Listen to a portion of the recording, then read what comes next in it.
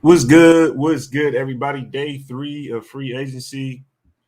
Probably a couple more hours till the um, free agency really opens up and everything really starts to happen. But I wanted to pull up talk about some of these latest signings, y'all. We got a defensive tackle. I know a few days ago we got a cornerback as well. We let some people go. We're going to get into that. Look into how those contracts affect the team. Also, some players that are still available in free agency for us that we could pick up. But go ahead and get some people to go ahead and roll up in here, man. I know Graph is live right now, but I definitely wanted to go live myself and talk about this with the nation. But I want to see how y'all morning is, afternoon if you're on the East Coast. I know everybody all over the country. But let's see who's up in the building, man. Knock Andrew pulled up on us earlier at 10:30. Knock Andrew was with us earlier. Hope you still here, man. Hope you still pull up, bro. Glad to see you around. Mike Morris in the building. Double in. What's good with you? Prezi. I see you, Prezi. Douchebag man in the building. Sunner River. This is your first time here, Sunner River? What's good with you, man? I'm glad you popped up. Jesse in the building. What's up with you, Jesse? Gilbert. I see you, man. JK. Lionel in the building. How you doing, man? How's your morning? Spotlight. What's good with you, Spotlight? Spotlight back in the building. What's up with you, Dreaded One? I see you, man. Vic. I see you, Zuni guy. Just hopped over from Grass, man. I'm happy about how do you pronounce that, man? Bilal? Is it Bilal? By law? I'm not even sure what it is, man. Knock Andrew in the building, man. He said I'm still here. G, that's a support. Man. I appreciate that, bro. I appreciate that, man. Real talk. EJ, what's happening, Ray? What's happening, EJ?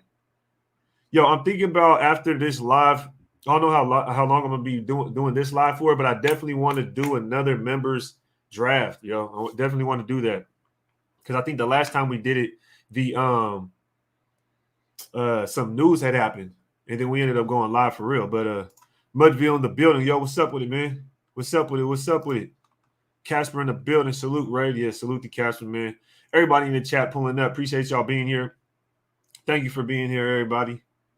Like I said, I know some things are going on in the nation. I wanted to talk to y'all about it. T. Easley says, give me Devontae. Yeah, I hope so. I hope something's cooking. I hope something is brewing because if you think about the moves we're making, we're kind of opening up cap space, but technically we're not opening up cap space because it's post-June. So that money doesn't free up until post-June. We're kind of just letting the people know, hey, you're going to get released. You're going to get cut, whatever you want to call it. But that money isn't available until post-June because that's when we'll technically cut them so we could free up that money. I see some people in the chat talking about Chandler Jones. JU in the building. What's good with it, man? JU. I see you, Jackie. Chune in the building. Glad y'all can make it. Glad y'all can be here. A Proud OG says, love the logo. Thank you, man. Thank you. What are you talking about? You talking about the hat?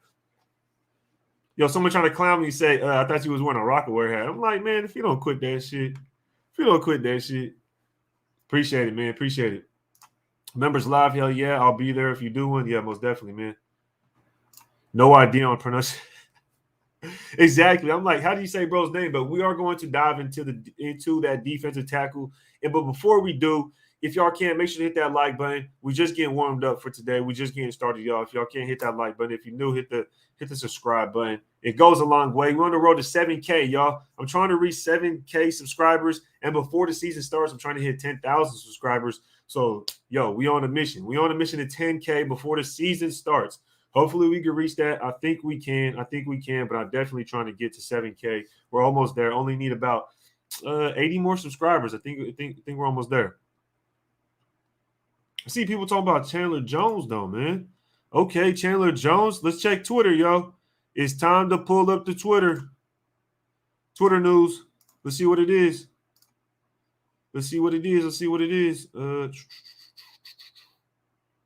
Oh, snap. What's this? Darius Phillips. Let's go to Twitter. Boom. Twitter. Okay. Window, circuit cut, share. No, that's not it. Why is it doing that? Chrome tab, window tab, StreamYard, share, home, Twitter. Okay, there it is. Finally updated. Add to stream. Raiders releasing Carl Nassib.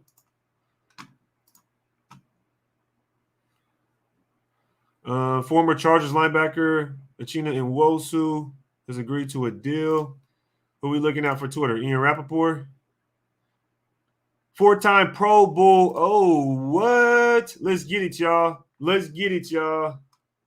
There we go. Per source, Ian Rappaport. The Raiders are signing Chandler Jones, veteran edge rusher. Hey, that's a signing right there. I'm not mad at that at all. I'm not mad at that at all. That right there is clean. Let me go ahead and do some things real quick. Let's see. Boom, boom, boom, boom. I'm gonna change the title real quick, man, because this is news for us. Finally, we made some news, y'all. The Raiders signed Chandler Jones. Potentially are going to sign Chandler Jones. Let's go ahead and change this. Raiders live. Raiders sign Chandler Jones. Okay. That's fire, y'all. That's fire. How y'all feel about this one? How do y'all feel about this? Jones doesn't even fit this. How does Jones not fit the scheme? Jones don't fit the scheme? Ngakoue traded to the Colts? Ngakoue traded to the Colts, y'all? What is this? Ngakoue traded to the Colts? Let's go check. Let's refresh. Raiders pass rusher Yannick Ngakoue is expected to be traded to the Colts in a deal that includes cornerback Rock Ya-Sin. Woo! Hey, I ain't mad at that. I'm not mad at that. I'm not mad at that at all. I'm not mad at that at all.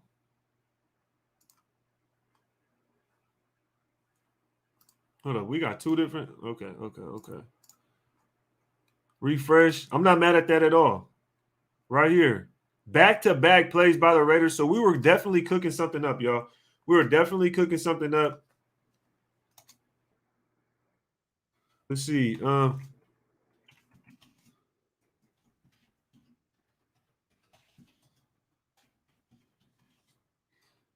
Yannick Ngakoue, man.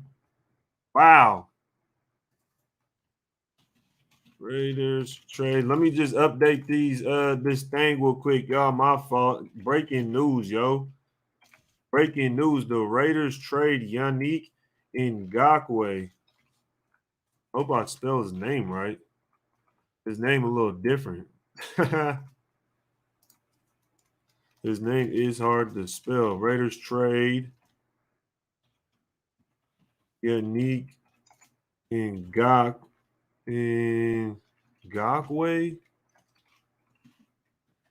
Oh yeah, Ngakoue. Yannick in.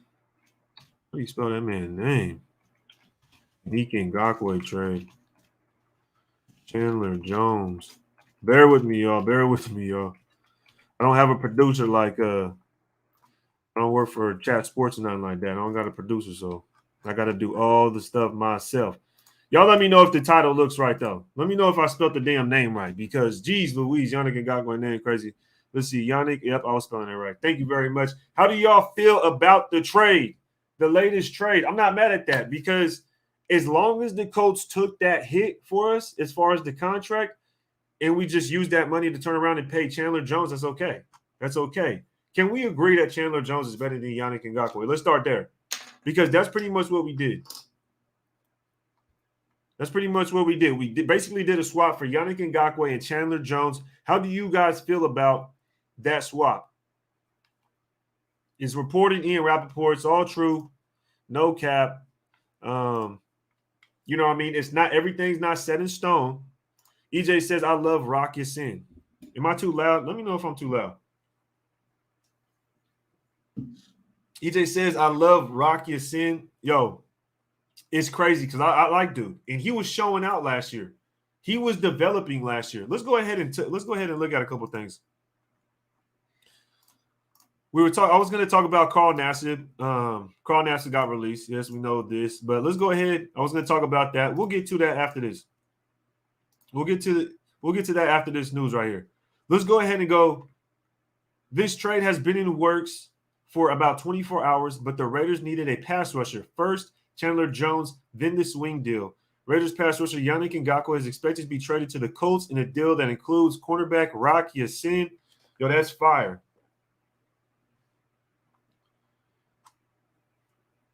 Let's get it. That's fire. That's fire. That's fire. Rock is slow as F. That's how you feeling? He said, be loud, bro. He said, be loud, bro. Jones 100% better. It's not even close. Exactly, man. Chandler Jones is definitely a good football player, yo. Chandler Jones is a good football player. That's fire. Let's go back. That's fire. That's fire. I'm excited. I don't know about y'all, but I'm excited. We have a legit edge on the other side of Max Crosby, someone that can go out there and help defend the run, someone that can go out there and really get to the quarterback. Yannick Ngakoue was let's be honest, Yannick, come on, man. The dude was a liability. Yannick was a liability, y'all. Yannick was a liability. It's that simple. And the fact we go get Chandler Jones to replace him, a veteran guy that could do well in both games, the pass and the run, that's quality stuff right there. After we went and got a defensive tackle, starting defensive tackle in Nichols. Anthony says, hilarious how the chat is going to trust in Zig now. Yeah. I mean, people been waiting. People been waiting patiently. People been waiting patiently and was getting antsy. Come on, Anthony. Let's cut everybody a break now. Chandler Jones and Max Crosby over Mack and Boza anyway. Yes, bro. Yes. It's going to be fire, bro. That's going to be a fire. Cash Lord. Tell me that ain't fire. Jan was bad against the run. Terrible, bro. He was terrible against the run. Raiders still got $30 million in cap. Let's go look at over the cap real quick. Let's see if anything else updated. Nothing else is updated. So just the trade. And then getting Rocky's son, man. That's a fire pickup. Chandler Jones is 32. Chandler Jones is 32 and Yannick is 26. That's a huge difference. I don't think age matters in this instance because Yannick contract would have came up to a point to where next year, do we want to keep him or not? And all we did was basically swap out Chandler Jones for Yannick. That's kind of how I see it. But let's go ahead and pull up the Ian Rappaport, what Ian Rappaport said about signing Chandler Jones. 4-time Pro Bowler. Let's see if we can find any more details on the actual signing of Chandler Jones. I don't see any contract details.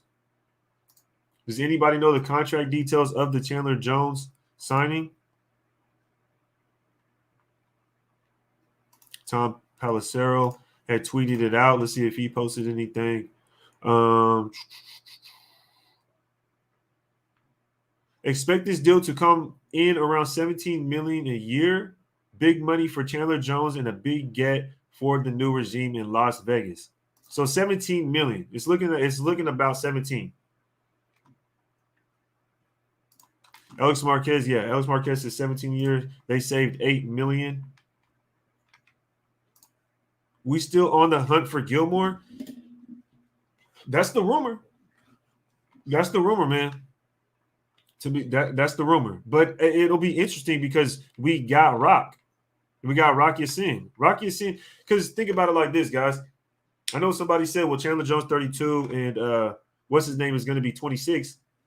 Rock Ya-Sin is, how old is Rock? How old is Rock Ya-Sin?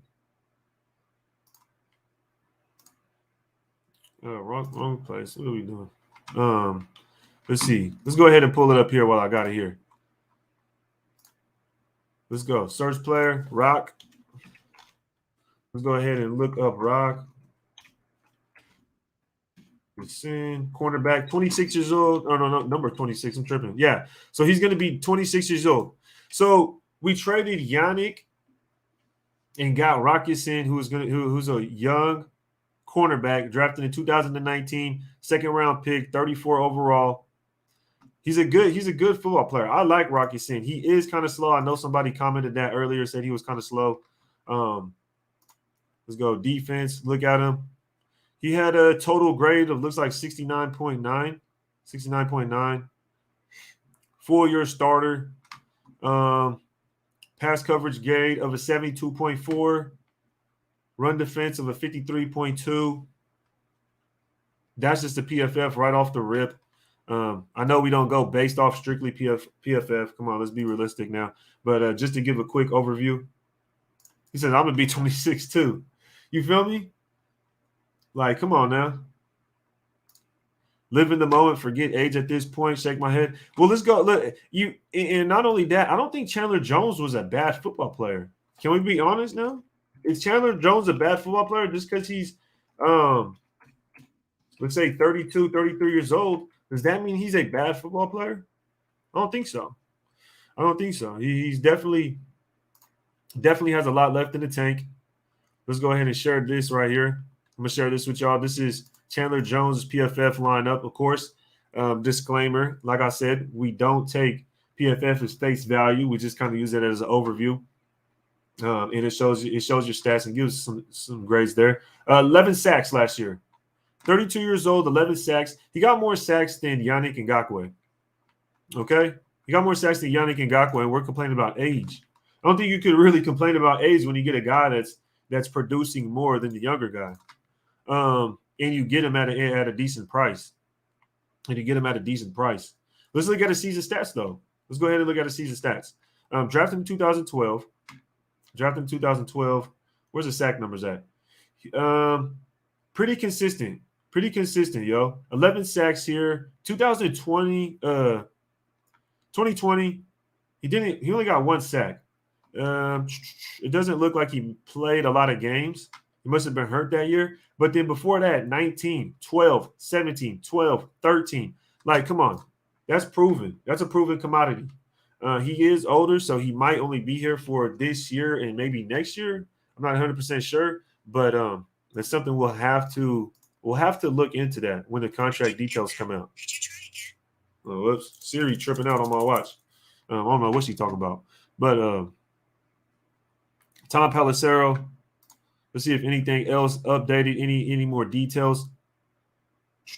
Nothing really. The Rams are working a pass rush with Von Miller. Okay. Let's see. 17 mil for Chandler Jones. That's pretty much it as of right now. Ian Rappaport says Raiders pass rush Yannick Ngakoue is expected to be traded to the Colts in a deal that includes CB. So in a deal that includes, what does that mean? What does that mean? Is that all we get is your son? No. So it says, so supposedly this is what's reported. The Raiders pass rusher Yannick Ngakoue is expected to be traded to the Colts in a deal that includes Rock. So what does that mean, y'all? What do y'all think? What do y'all suspect that means?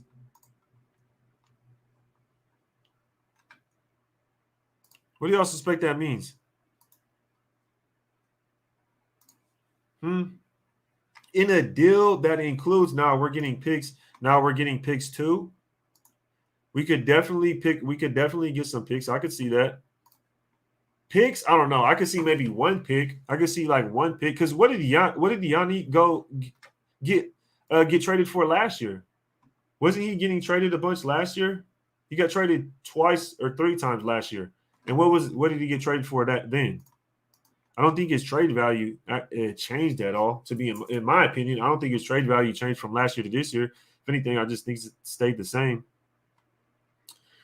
Drops. I wanted to look at something real quick though. Is Hobbs off-field behavior fixable? I wouldn't bet on it right now. I'm not sure. Let's see. Let's try to stick on the trade right now. Hopefully we got a third. What is the trade details? That's what we're trying to figure out right now. He requested a trade. I don't know, Ross Fainted. I don't know. But look, the breaking news right now is that the Raiders signed Chandler Jones to a $17 million deal annual deal. And Yannick Ngakoue is going to be traded to the Colts in a deal that includes cornerback Rocky Sin, reported by Ian Rappaport and Tom Pelissero. So that's something that's interesting, man. That's interesting, yo. Let's get to the chat though. If y'all can, make sure that if y'all can hit that like button, if y'all can, I appreciate it. It goes a long way. Hit the subscribe button if you guys are new. We're trying to make it a 7K, y'all. Trying to get to 7K subscribers. We on that mission. Els Marquez says 1 or 2 to the Vikings and a 3 to the Ravens. 1 or 2 to the Vikings. It had to have been a 2 to the Vikings and 3 to the Ravens. So yeah, we could potentially get Rocky Sin and like a 4th. No picks, rap sheet. Let's go check it out, y'all. Let's go check it out. No picks, rap sheet. Let's go check. I just shuffled between these guys. These guys, player for player, no picks. So the deal is Chandler Jones. Raiders signed Chandler Jones and trade Yannick Ngakoue for Rock. And trade Yannick Ngakoue. So let's just put it like that. Boom, boom. Okay. Nice. That's wild, man. That's wild. To the Colts. To the Colts. That's wild. Just saw it's a player for player swap. Yeah, man. No picks. So it's straight up. Rockets in for Yannick. Do you guys like that trade? Do you guys like that trade? Let me know. Let's go ahead and compare Chandler Jones to let's compare Chandler Jones to Yannick Ngakoue PFF. Let's go ahead and compare the stats real quick. That's something I want to do. Let's just do that. Let's go ahead and compare the stats. And then we can get a rough idea of what their numbers looked like last year without trying to take a guess. JK, man, what's good with you? Jack Kenner says, say what? Yannick for Rock? Who is he? Yannick, y'all don't like Rock? Y'all don't like Rock? I don't like it right now. What do y'all know about Yasin? I like Rock Yasin, man. He's a physical cornerback. He's great in run support. I think he's an average. He's a good zone guy. I think he's pretty average in man, but I don't think he's terrible. I think he's a good all-around corner. I like Rock Yasin. I think the fact that we trade Yannick for Rock and then we pick up Chandler Jones, I like that deal. That's just me in my opinion. I think you basically do the swap for Chandler Jones and Rock Yasin, and you get you do Chandler Jones and Yannick, you do the swap there, and then you get Rock Yasin for the low. You know what I mean? You get a starting corner for the low. He'll be the best corner on our team. I can tell you guys that much, and he could play on the inside, if I'm not mistaken. So that means on the roster right now, we would have Rock Yasin, Trayvon Mullen, Nate Hobbs, and Amik Robertson. Those would be our 4 corners right now. We need one more solid corner. We could pick up. I would be willing to pick up Gilmore then. I'd be willing to go get a veteran guy like Gilmore at this point, since we have such young DBs or cornerbacks specifically. Top 5 in man last year. Okay, let's get it. Last year specifically, he stepped up his game. His game was way better compared to his previous You can see a leap from his rookie year in 2019 all the way up until the 2020 year. You can see him progressively, continuously getting better. So I like Rock Yasin. I'd rather have him than Yannick and then go get a Chandler Jones. I like this move. This was a dope move. This is fire. This is what I like to see. This is what I like to see. This is me. Let me see something quick. Boom. Got a whole lot going on. Let's see. Chandler Jones. Yannick Ngakoue. Raider.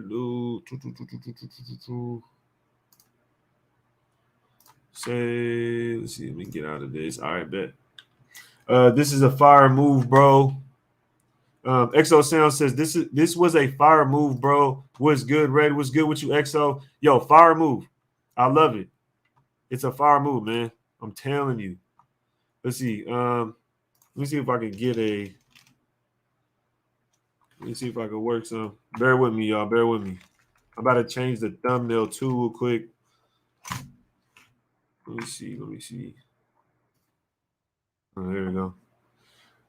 17 mil, yeah, 17 mil annually, White Tyson. Y'all think that's too much? You think that's too much? You think that's too much? He's on 17 mil. I don't think that's too much, man. Especially if we were paying. How much were we paying Yannick? Maybe a couple mil less for Yannick. Maybe a couple mil less for Yannick, but Yannick was a liability in the run game. Can we be honest? Like, he was a liability in the run game, without a doubt. So that's why I'd rather get Chandler Jones, in my opinion, just because I feel like what's his name was a liability in the run game. Yannick was. That's just me. That's just me. We looked up his numbers. He had 11 sacks last year, so he's still productive. The dude gets he's averaging over double-digit sacks every year. He's averaging over double-digit sacks. He's good in the run game. Definitely better than Yannick.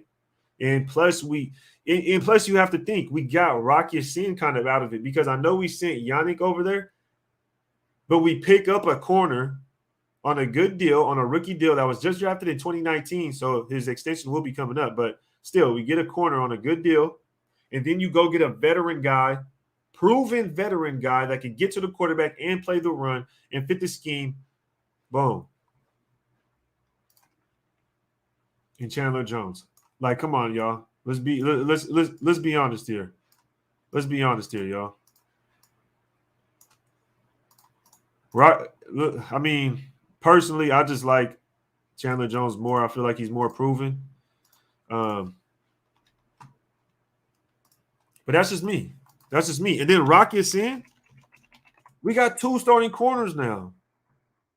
We got two starting corners. Like, how can you be mad at that? We have both our edge. We got a defensive tackle today, starting defensive tackle. I know some people were questioning, like, is he a starting defensive tackle? I think he is. I think he is. Like, I mean, what else are we looking for in a starting defensive tackle? Like, for crying out loud, look who we had starting last year, you know? So I think these guys, I think Nichols could definitely come in and start for us easily. Easily.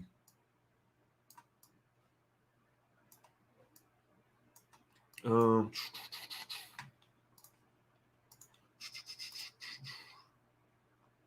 me see if I can do something real quick. And here in a second, we're gonna pull up these numbers here in a second, man. Let me see if I could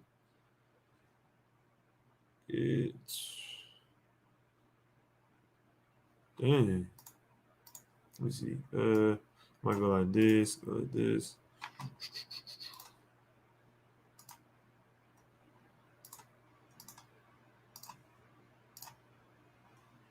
I don't like that.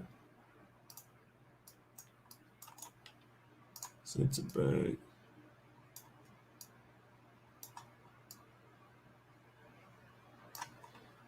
Download.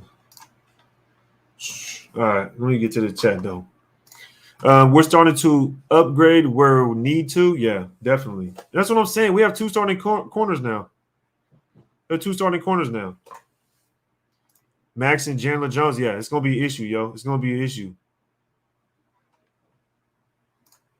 Yannick had more sacks than Max, but somehow looked way less productive. That's a good point, bro. That's definitely a good point to make.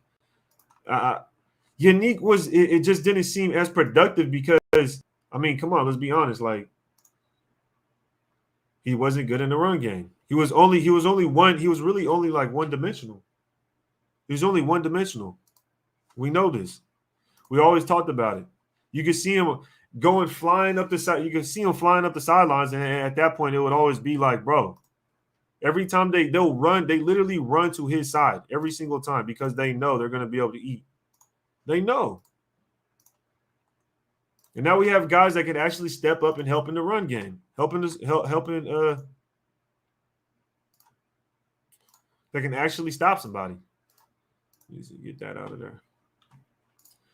Raid, would you put Clee in the starting other side of Max? Raid on point and his listeners. Appreciate you, brother. Appreciate you, man. Thank you. Thank you. Come on, Rock, a number one DB. No, he is not. Who said he's a number one DB? Did I say number one D? Did I say he was a CB1? I don't think you need another CB. I don't think you need a CB1 at this point. You have Rocky Sin and you have Trayvon Mullen and you have Nate Hobbs for your slot.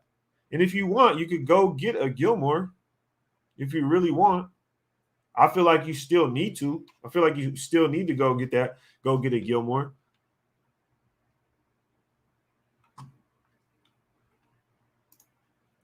We need a safety. Abrams can play linebacker. Yeah, I've been hearing that a lot. I know a lot of people want him to play linebacker. So we drafted a wide receiver in the first round for Shelley now. Yeah. There's no way. There's no way we get a corner in the first round now after we just traded for Rock. There's no way. Do we still get Gilmore? It's tough to say, but I still think we should. That's me personally. I still think we should go get Gilmore. Remember what happened last year? We ended up running so slim on cornerbacks and we didn't have any depth. And if you think about it now, we kind of still don't have any depth.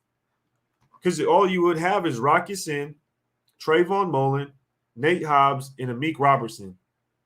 We know Nate Hobbs is the slot guy, but we don't know 100% sure if this new regime wants Hobbs to be their slot guy. But just assuming Hobbs is the slot guy, then you have Rocky Sin and Trayvon Mullen playing on the outside. Then at that point, you have to ask yourself, all right, if one of them goes down, who do you want to come in? Do you want Amik Robertson to come in at that point? Think about that. So I definitely think we should I definitely think what's good with it, Ready for Life. Appreciate you pulling up, man. MM says Yannick was one-dimensional and Jones is already better at the one dimension and can play the run. Exactly. He's a better pass rusher. But let's go look at so this year Yannick had, let's just pull this up real quick. I want to just look at these numbers. Let's go look at Yannick's numbers. This is Yannick Ngakoue, 6'2", 246. He had a total of 10 sacks. Let me see. Get that on the screen. Yeah, Yannick had a total of 10 sacks. And let's go to Chandler Jones. He had a total of 11 sacks. His defense grade was a 70. Chandler Jones' defense grade was 70.4. Yannick's defense grade was a 47.2. So Chandler Jones 70.4, and Yannick was a 47.2. So that's tough right there. Let's go to Yannick. Let's go to his run defense was a 28.2. Chandler Jones was a 41.9. So you can just see the difference right there. I mean, I know we take PFF for face value, but at the same time, I mean, that's a huge gap. There's a huge gap in the difference. Ready for Life says, is Rock a good cornerback? I think he's a good corner. Me personally, I like Rocky Sin. I do, but that's just me. We can go look him up real quick on PFF. We looked at him a little bit earlier. He's 6 foot, 192. People say he's a little slow. He's a little on the slow side. His coverage grades was 72.4, which is real good. I mean, that's pretty good. 69.9 defense grade, really good there. Can't be mad at that. I can't be mad at that. Let's look at his numbers though. Coverage. His coverage is a 50% reception, 56.5 reception percentage. He gave up 258 yards in coverage, 9.5 yards a catch, a reception, I should say. Yards after the catch is 47. He gave up 3 touchdowns. He had 0 interceptions. That's huge right there. 0 interceptions. He had 7 PBUs, and he had 3 penalties. So those are his numbers. Some people might say he's slow. Some people might say they don't like him for certain reasons, but I like Rock Ya-Sin. MM says Mullen can be a high end too. Yeah, I don't think Rock Ya-Sin is a CB1. Personally, I don't think he's a CB1, but I think he's a high end number 2. He's a high end number 2, and I think that's all we need. That's all we need, in my opinion.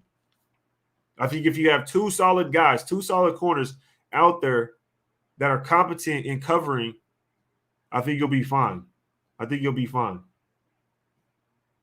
Florida boy, doesn't Chandler start at right outside linebacker though? Yeah, he's an edge. He's definitely an edge. Listen to the boy Rudy Ruiz. Rate that like button. Yes, sir. Yes, sir. Make sure y'all rate that like button if y'all new. Hit the subscribe button. Appreciate everybody that's here. Just the news that had just came out. If y'all just joining us, go ahead and share it with you guys. The Raiders are trading Yannick Ngakoue for cornerback Rock Ya-Sin and have signed. Let me get over that so they don't copyright me. Think I'm trying to show ESPN or something. And the Raiders signed Chandler Jones. Let me see if I can get Tom. What is it? Tom Pelissero or something like that? Because he's the one that had tweeted out the deal for he's the one that tweeted out about, Max Crosby. Max Crosby put the eyes. So he retweeted, Max Crosby retweeted him, put the eyes. So you know how these players be having subliminals. They be talking about it. It's like they was just buddies with Yannick, and then all of a sudden. But expect this deal to come in around $17 million a year. Big money for Chandler Jones. $17 million a year for Chandler Jones from us. That's what it's looking like, y'all. That's what it's looking like. I'm not mad at it, though. I'm not mad at it. Not at all. That's fire. That's fire, in my opinion.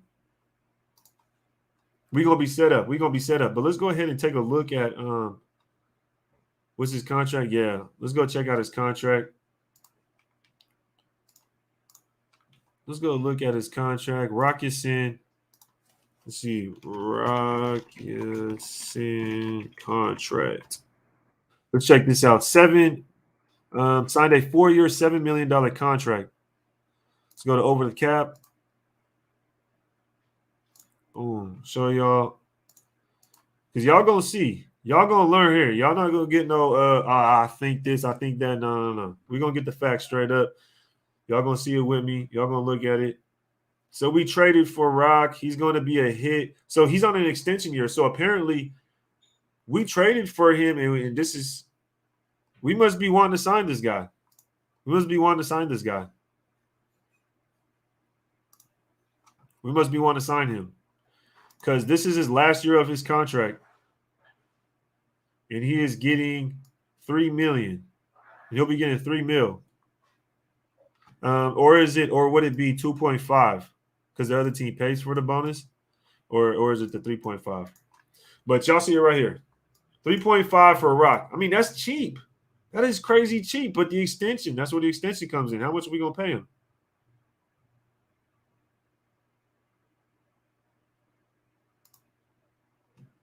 We say $7 million with that Rock trade by sending Yannick over to the Colts, because the Colts have to pick up their contract, to pick up his contract. Let's look at Yannick Ngakoue. 2022 cap number $15 million cap hit. Base salary is 5, prorated bonus 2. So how does this work? Someone gonna have to break this one down for me. I went to college for a business degree, but obviously I ain't learned nothing because I don't know what they talk about. But that's the contract for Yannick. How does that work? We say $7 million, so we don't pay the prorated and the base salary. Is that what we're doing? 3-year deal for Chandler Jones. Let's go check it out real quick. Pelissero posted. Nothing yet. Ian Rappaport. Okay, Rap Sheet posted right here. Can y'all see that? Can y'all see that? Let's see, control.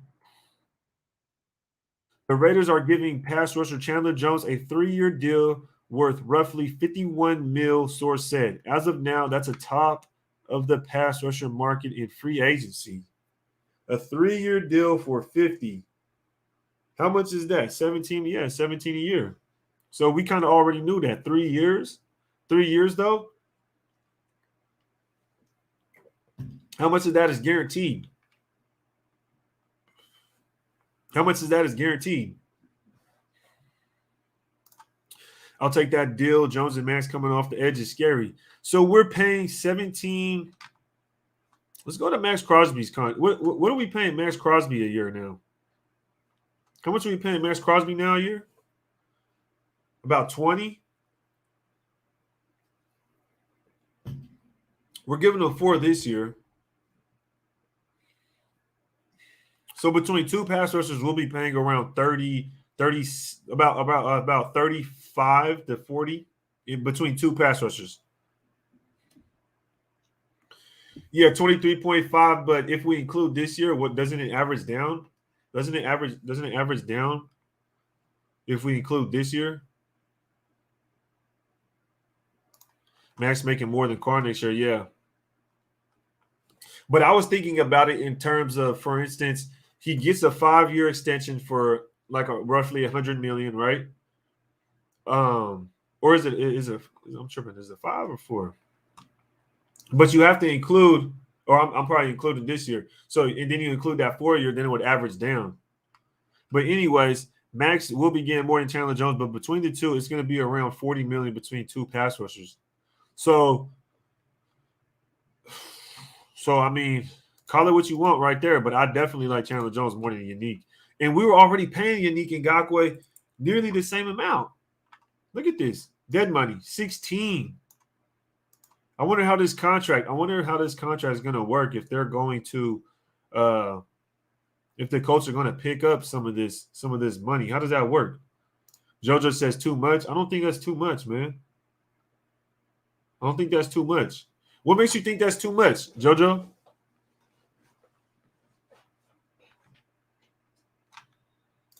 John V says yes, and his cap this year was like 3, so average out it's like 18 mil this year. Yeah. So it's going to be a little bit under. See what Agent Red talking about. Shout out Agent Red for pulling up, man. Appreciate you being here. If y'all can, hit the like button. Also hit the subscribe button, man. Agent Red says, if you want to compete with Boza, Mack, and Gregory Chubb, you got to go all in. I don't think this was all in. This wasn't even close to all in my opinion, Agent Red. I'll be honest. This was just a very good move. Because think about it. Depending on how Yannick's contract is, think about it. Depending on how Yannick Ngakoue's contract is, you have a guy you're already paying around $15 million this year. You basically get rid of that, and then you go give that money.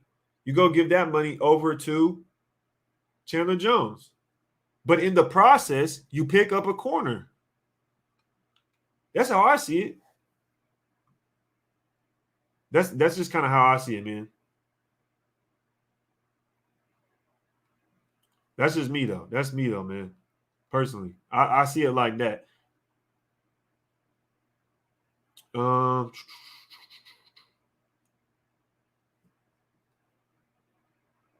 Or does anybody else see it any differently? You seen we got Jones number 55? Yes, sir, man. Yes, sir. I like it. I like the move. Rocky seems solid, bro. I personally, that's just me. I like dude. We're just scratching the surface. You know, honestly, man, this was a very smooth move, man. JK says, question with these moves, I wonder how it affected this year's cap. Yeah, that's kind of what I just want to know about Yannick's trade. How is his contract going to affect our team? How is his contract going to affect our cap space? The details haven't came out yet. Will they be able to pick up this money that we owed him?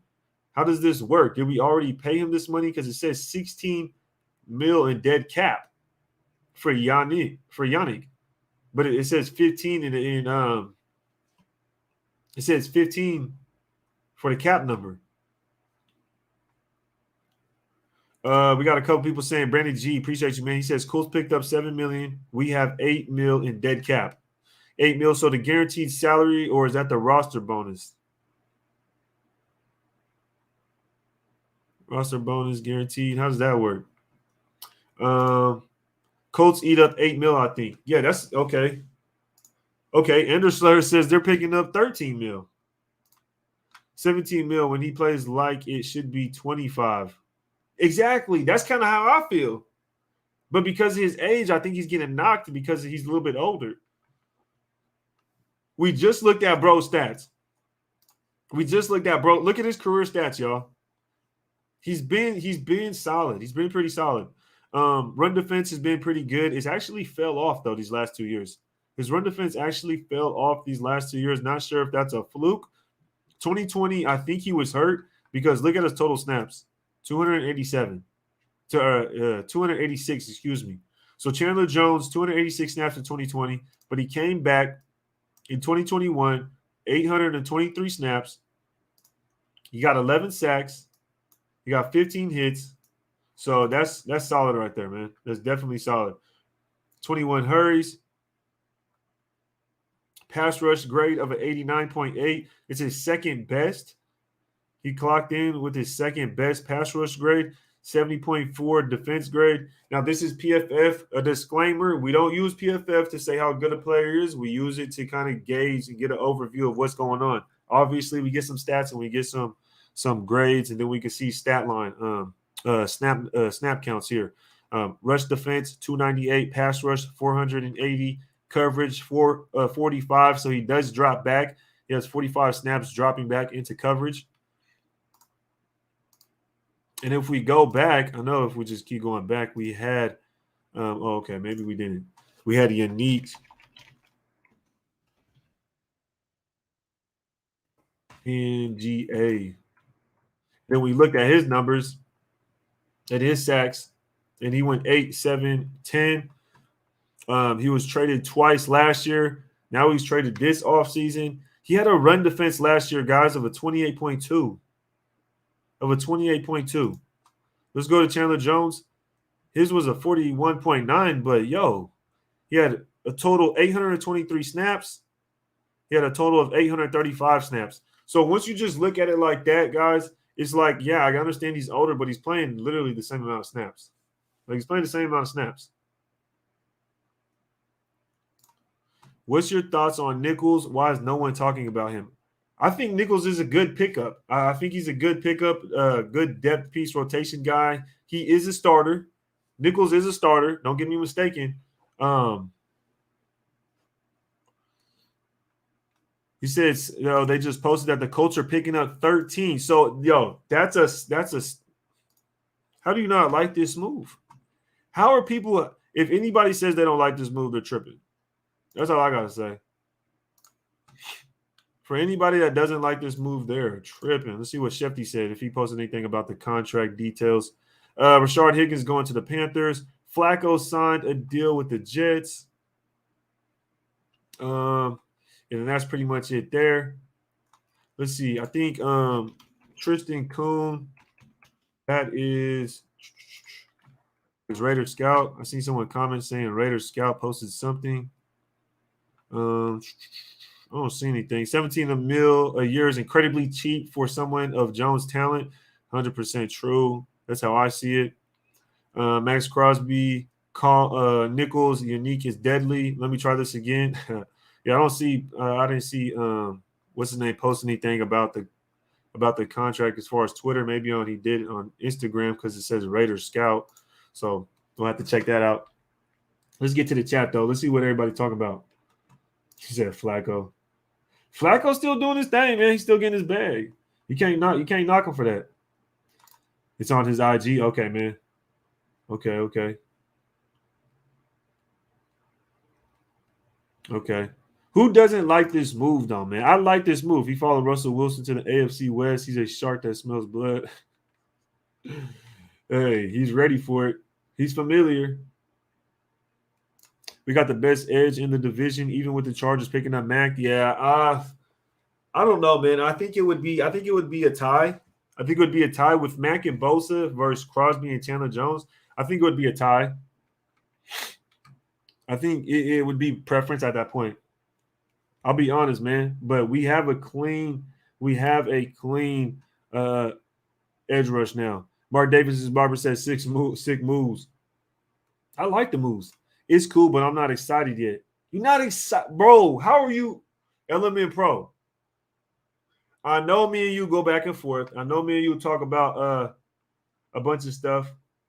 But man, let me tell you something, bro. Chandler Jones is a solid premier edge rusher.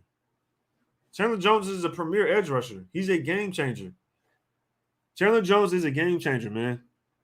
Like the stuff that I'm looking for, the stuff that I want to happen to where we can have someone potentially come through in the fourth quarter, get a strip sack, fumble, smack the shit out the quarterback, make them fumble. Those are the kind of plays I'm looking for. Chandler Jones can do those things, man. He can make those plays happen in the fourth quarter at the end of the game. He can do that stuff, man. He's the type of player we've been needing. He's the type of player that can actually make a play when the game is on the line. Yannick can never do that. When did Yannick ever show up in the fourth quarter to close the game? Please tell me. How much better than Yannick in your opinion? I can't lie. I didn't watch a lot of Cardinals games. I didn't watch a lot of look. Whenever we talk about other players, let's be honest. We don't really watch other teams that much, right? We don't really watch that much of other teams. But one thing I do know is that I had Kyler Murray on my fantasy football team. And one football team I watched a lot of games on, bro, was the Cardinals.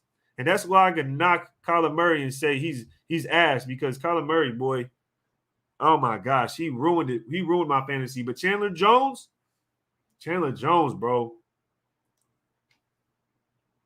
he's a dog. Plus, not only that, he'll have Max Crosby next. He'll have Max Crosby with him. Man. Think about that. The Cardinals, who do the Cardinals really have on their D-line like that? Who do the Cardinals have on their D-line for Chandler Jones to really help him produce? And somebody, don't put J.J. Watt. Please don't put J.J. Watt. Like, come on, let's be serious.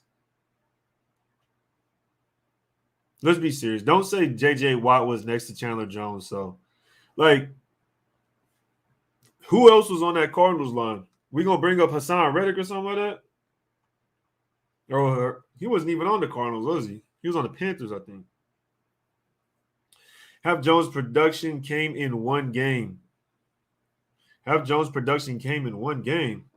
I mean, you could say that about Crosby when he got 4 sacks against the Bengals. You know what I mean? I don't think he could really do that, man. Not only that, his run defense is a lot better.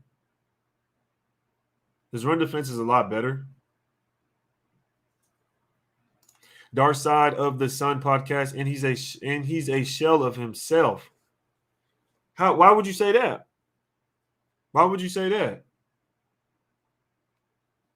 For those that don't like that, okay, let me say this. Dark Side of the Sun podcast. Is Chandler Jones better than Yannick, or is Yannick better than Chandler Jones?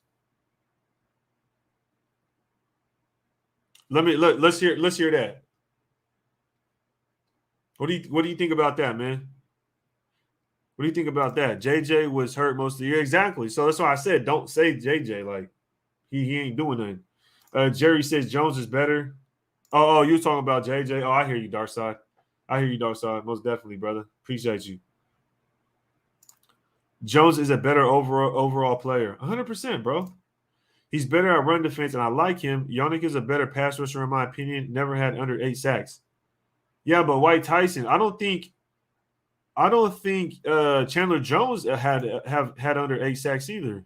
Or did he? Or right here, 2020. Yannick had 7 sacks in 2020, bro. Let's put Yannick had 7 sacks in 2020.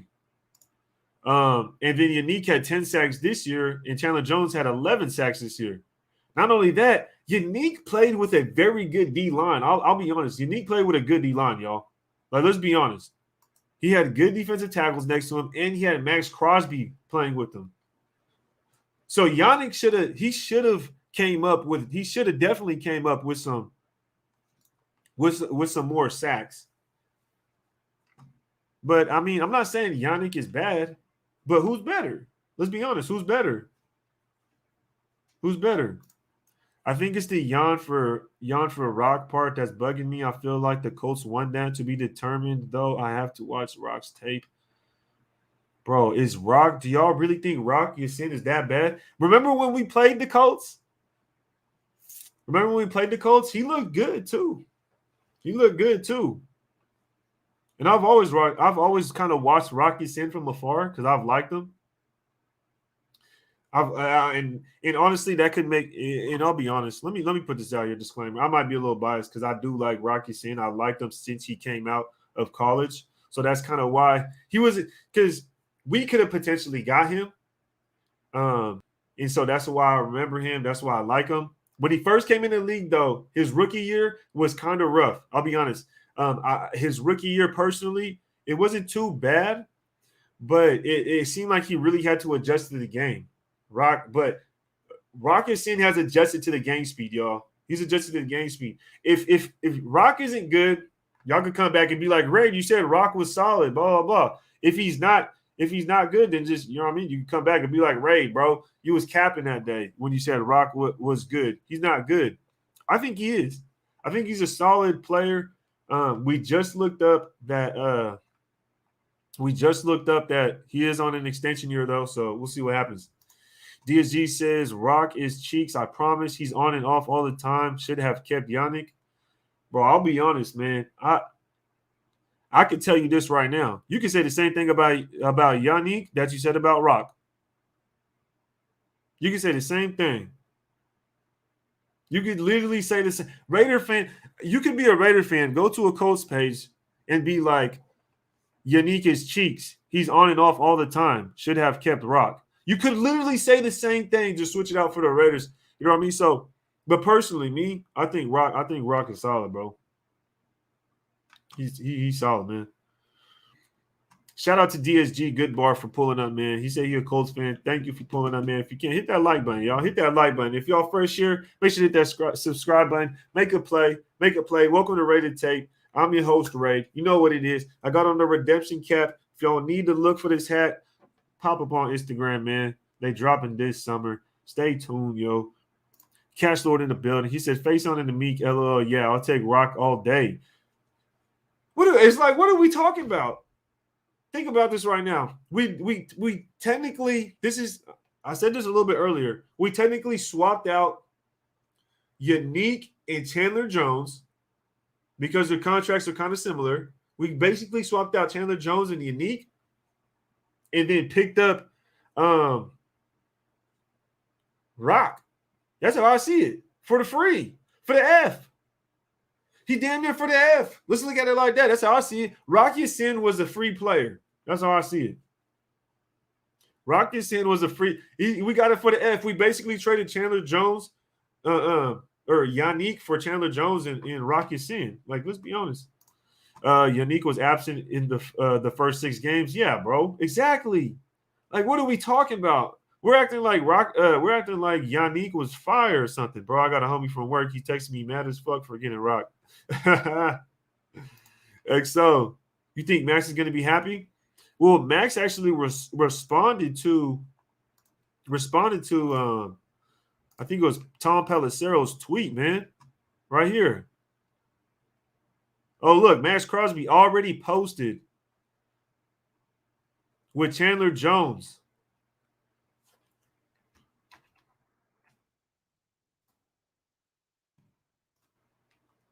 Right here. Do you think Max is going to be happy? He's already FaceTime with Chandler Jones.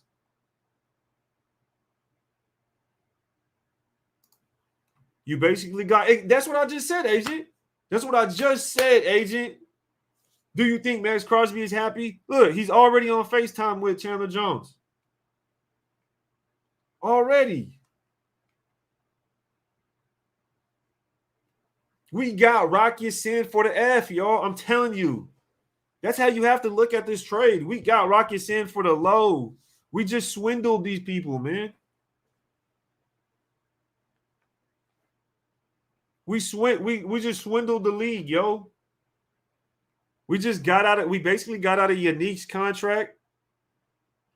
I want to say got out of it, right? But we got out of the Yannick's contract, turned around and gave that money to Chandler Jones, and got Rocky Sin for what? Think about that, y'all.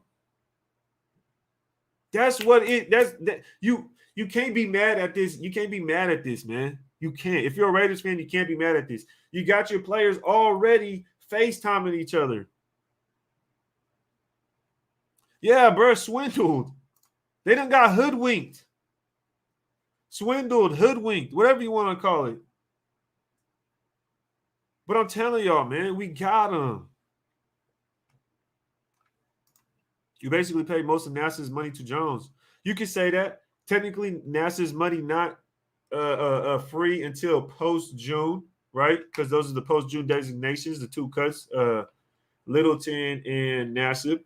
But this is a good sign. That's how I see it. Element Pro says Ash. That's a good way to look at it. What's Ash mean? Is that somebody in the chat? Oh, right here. Chandler Jones, 5 sacks against the Titans week 1. Mic drop and shut up. Yo, Ash was like, Ash Ketchum-All was not playing, bro. He's finna go handle that. Souza says hoodwink. Yeah, bro. I'm telling you. We came up. We came up on the corner for the free, basically. You know what I mean? The good old, the okey duck. We pulled a shucky duck on them. We pulled a shucky duck.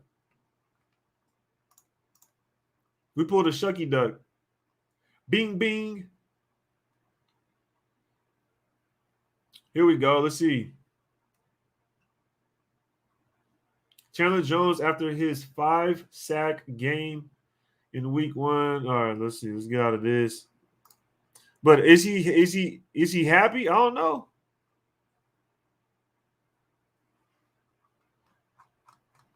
I don't know. You tell me. Let's do this though. Max Crosby. Boom. He posted it on his page right there. Max Crosby's page. I think I missed a super chat though. Don't know about Josh McDaniels and Ziegler, but I do trust Graham. If he wanted Chandler and Rock over Yannick, then I'm gonna trust that. Look, come on. White Tyson. Appreciate the support. Appreciate the super chat, brother. I just think this trade. I like this trade, man. Are you kind of not feeling the trade? I don't know how your energy is right now. I can't really read you through this comment. Because it's almost like don't know about Josh McDaniels and Ziegler, but you trust Graham. So you kind of like skeptical about the trade, but because you trust Graham, you're willing to say okay to the trade. Let me know. I'm giving you your money's worth of the super.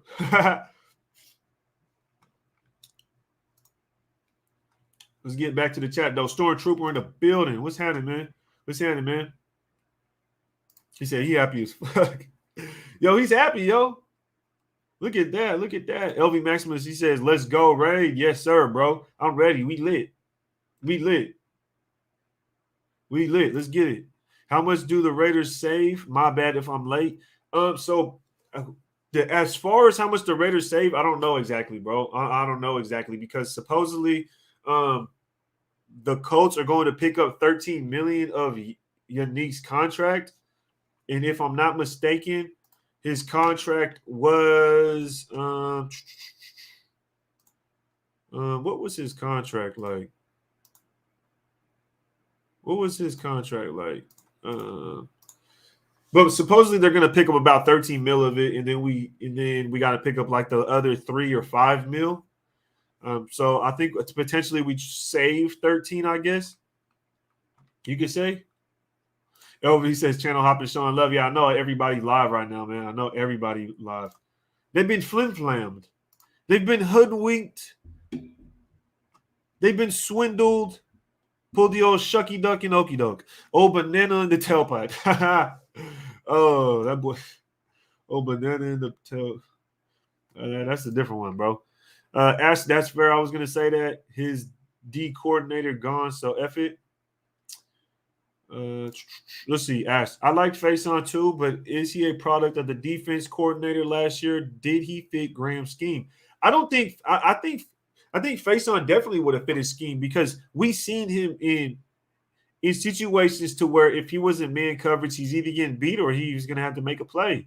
And we know what Faison was. Let's be honest. People threw his way on purpose to try and beat him. That's why we know about Faison. That's why we know if he's able to make a play or not. He gave up some plays, but there was times that he was able to make a play. And as a depth guy, I love Faison. Maybe not as a number one. Obviously, I don't think you're saying that. But as a guy that can come in and give some relief, maybe a guy gets injured and has to step out. Faison is definitely a guy I liked. Silver and Black says, imagine if we get Jordan Davis. Yeah, that'd be different, man. But I think there's so many D tackles that will be okay. And just to throw it out there, remember last year the Patriots traded up to get Christian Barmore. Remember that. So we could be looking at a D tackle to try and grab in the second round. Excuse me. John V, man, he says use a solid DN to fill a hole at corner. Used a solid DN to use a solid DN to fill a hole at corner and then upgraded that DN through free agency. Brilliant move. Y'all tripping. Exactly, man. That's how I see it. You know what I mean? I think we got Rocky Sin for the F. We got him for the F. We got Rocky Sin for free. How you do that? Exo San says we need some O-line help now. I think this kind of sets the precedence, right? This sets everything up based on how free agency is potentially going to look moving forward. We waited to see if we can move Yannick. I don't know why I keep saying like that. We keep moving Yannick to see if we can move Yannick to go fill a spot and then pick up Chandler Jones. So it seems like we were waiting to make a move. It seems like we're waiting to finalize that move with Yannick and then go get a DN. But I wonder, so that makes me almost wonder, like, how did that affect us going to get a wide receiver offensive lineman? That's what it's making me wonder. If you had a plan to move Yannick, you find a partner, you go get a corner, and then you're like, okay, who are we going to replace that DN with? Chandler Jones, right? But you had to find that partner to who you could trade with. And then you had to make sure it's going to actually happen because you're not going to want to sign Chandler Jones if the trade with Yannick doesn't happen. Because then you're going to be paying Yannick a bunch of money. You're going to be paying Chandler Jones a bunch of money. You just gave Max Crosby an extension. You'd be paying. So definitely something that's been brewing. And I guess patience. We had to wait. So is the Stephon Gilmore idea done now? Or for me, it's not. For me, it's not a done deal. It's not a done deal for me. I definitely want to go get Gilmore. If we can get him it depends on the price tag, of course. But I want another good corner on this team because we see what happened last year.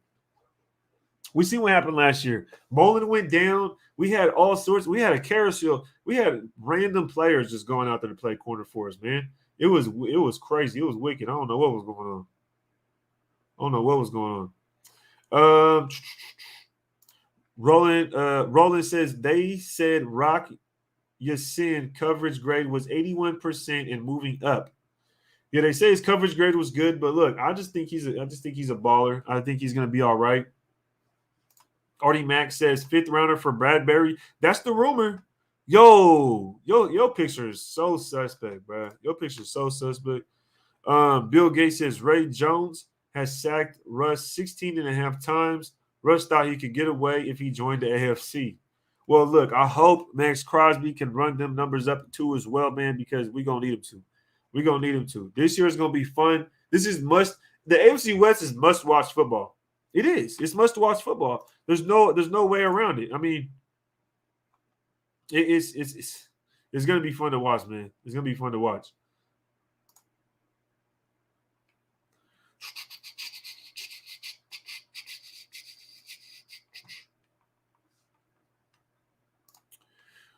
Ray, do you think we get a QB2 anytime soon or draft? Oh, man. You know what? I definitely think we are going to pick up a quarterback. I don't know who it's going to be, but I think we do grab a quarterback. We have to. We have to. Jay Bartle says he was ranked 50 in man coverage. That's fire, bro. That's definitely fire. If y'all can, hit that like button, hit the subscribe button. If y'all new here, I appreciate everybody being here. If y'all just heard about the news, we picked up Chandler Jones for a $17 million deal, 17 a year, 3-year deal. And we traded Yannick Ngakoue to the Colts for Rocky Sin, and they're picking up some of the money. So we will save some money there, but there's still players out there. There's definitely players out there. And Farrell NFL, if y'all don't follow him, make sure to go check out Farrell. He says Bradbury's still on the table. Bradbury's still on the table. And not too long ago, I see somebody comment, Artie Max says 5th rounder for Bradbury. I would definitely send a 5th rounder for Bradbury ASAP. That'd be ASAP. But we'll have to see what happens now. We'll have to see what happens now. Do you guys think that maybe a trade not happening with the Giants to get Bradbury kind of led to us saying, okay, we're going to go ahead and send Yannick for a corner? Do you guys think that had anything to do with it? Let me know. Let me know.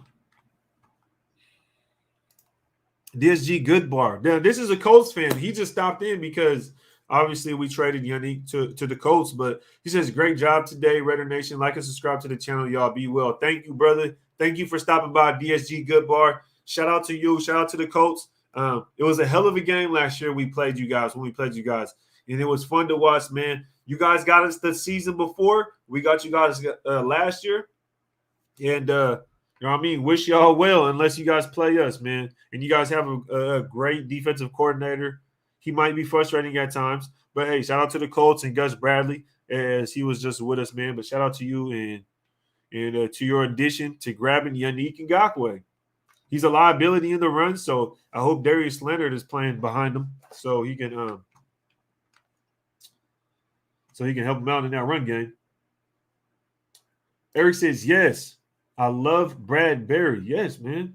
That's a 5-finger discount. Yes, bro. Mr. I know it almost. Yes, bro. That's a 5-finger discount. Richard Snyder says, yes, his car is garbage. What? How did people say car stands are different, but we over here talking about defensive backs and all of a sudden. Bill Gates, man, he says, Raid, would you prefer a run-stuffing defensive tackle or a pass-rushing defensive tackle in the draft? Let that D-line run wild in the West. Well, we haven't had a chance to really talk about it because the moment I started this live, shout out to Lord Zemnas, man, I see you in the chat, bro. But believe it or not, man, like the moment I started this and was barely being able to. No way. Hold on, this caught my eye. Ray Love says NFL Network just put Sherbert as last quarterback in the AFC West. Ain't no way. You're going to have to take a screenshot and DM that to me. I'm going to have to see that. There's no way. You lying. I don't work for NFL Network. I don't work for NFL Network. Ain't no way they put that shit. Ain't no way they put that. Raid for Life says, Raid, would you go after Gilmore now or the Honey Badger? Honey Badger. Honey Badger. Could you guys imagine, I'm going to get back to you, Bill Gates. Could you guys imagine Trayvon Merrick, right? Trayvon Merrick and Honey Badger next to each other. You know how smart Merrick will get? You know how much he will learn from the Honey Badger? You know how much he'll learn from Tyrann Mathieu? Like, bro, that will elevate Trayvon Marey's game to a whole nother extent. It would elevate Trayvon Marey's game to a whole nother extent. Not just, you know what I mean, being in the gym or whatever, but being on the field, reading a quarterback, learning how plays develop, watching tape, learning different mannerisms that quarterbacks do, offensive linemen, whatever the case may be. Being able to be that guy to go out there and say, hey, look, we're going to call this, right? Mary's not at the point to where he's really out there making decisions, telling other guys, pointing at him like, hey, go here, do this. You know what I mean? Look out for this, look out for that. He's not really there yet. Tyrann Mathieu is there. Tyrann Mathieu's there, been there, chilling there. He's been sitting there, you know what I mean, doing whatever he has to do there. Dude won a Super Bowl, like, bro, that's a different type. And you got to look around the league. The best teams do have two great safeties. They do have two great safeties. Great question, Ready for Life. Because I know we haven't talked about Mathieu, but I'm a big advocate for going to get Mathieu. Because think about it like this. Those two guys are always going to be on the field. Always. They're always going to be on the field. When it comes to linebackers, sometimes you switch the linebackers out. Depending on the situation, you're going to move them linebackers here, put that linebacker there. You know what I mean? Switch that guy out because he's better at run, he's better at pass. With those two safeties, they're in the whole time. They're going to be in there the whole time. You're going to have two playmakers the entire time. So, but to what Bill Gates was saying, I wanted to go look at Bilal Nichols. By Bilal Nichols, I think his name is I don't even know how to pronounce his name. I'm going to call him Nichols, though. Because I don't know how to say his first name. Who the hell? I ain't never seen that shit in my life. That damn name. Never seen that name in my life. Anyways, let's go to this man's career stats. I'm going to go ahead and move this. Go ahead and move this real quick. Okay, you can't see the career stats. Let me move it like this so you guys can see it better. There we go. Career stats. This is Nichols' career stats, the defensive tackle that we just picked up.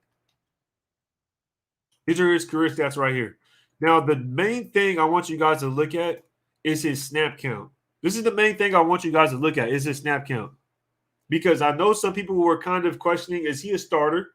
He's a good – for me, at first I was like, this guy's going to be a good depth piece. Not really a depth piece, but a good, solid solid rotation piece. Someone that's going to be able to play a lot of snaps.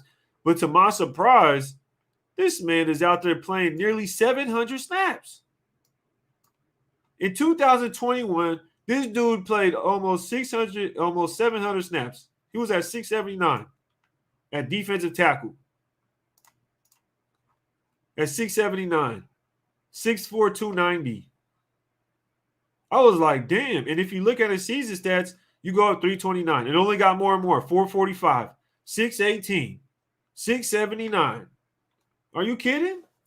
Look at that.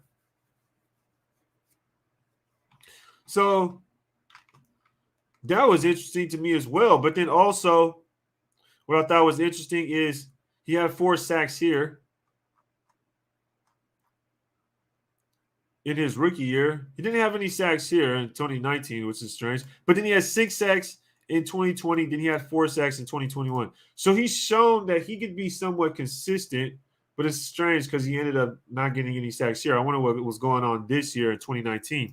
But this is Nichols that we had picked up, the defensive tackle. And, he's a starter, He is a starter. He's going to be starting in the interior of this defensive line for us. This is what I think. Need to raid the tape on Jones and Rock. I got you, bro. I got you. I'm doing that tonight. ASAPolus. I'm doing that tonight. Drop it. And hopefully I'll be able to drop a video first thing in the morning, maybe even this evening. But we're going to have to get on that. Can we get a breakdown on Rock too? Yeah, we kind of did a breakdown on him already. We'll get back to it. But I just wanted to show that real quick to you guys. That's a tough grade right here. I'm not sure what's going on there, but I wanted to show that to you guys. 679 snaps. Now, to put that in perspective, we have Yannick right here, and he played 835 snaps. This is Yannick. Yannick played 835 snaps. Nichols played 679. That's that. So I think people need to look at this, look at Nichols, and think and say this is going to be a starting defensive lineman. He's a starting defensive lineman. No big guy like that is going to be out there for nearly 700 snaps, and you're not a starter. There's no way. But is he a defensive tackle or is he a defensive end?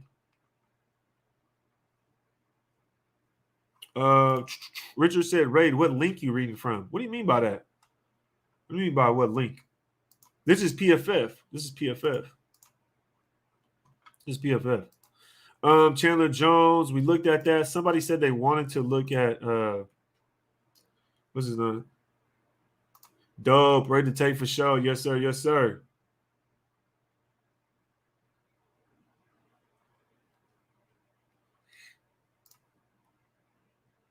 Ray just got on. What are the thoughts on the trade, bro? I love it.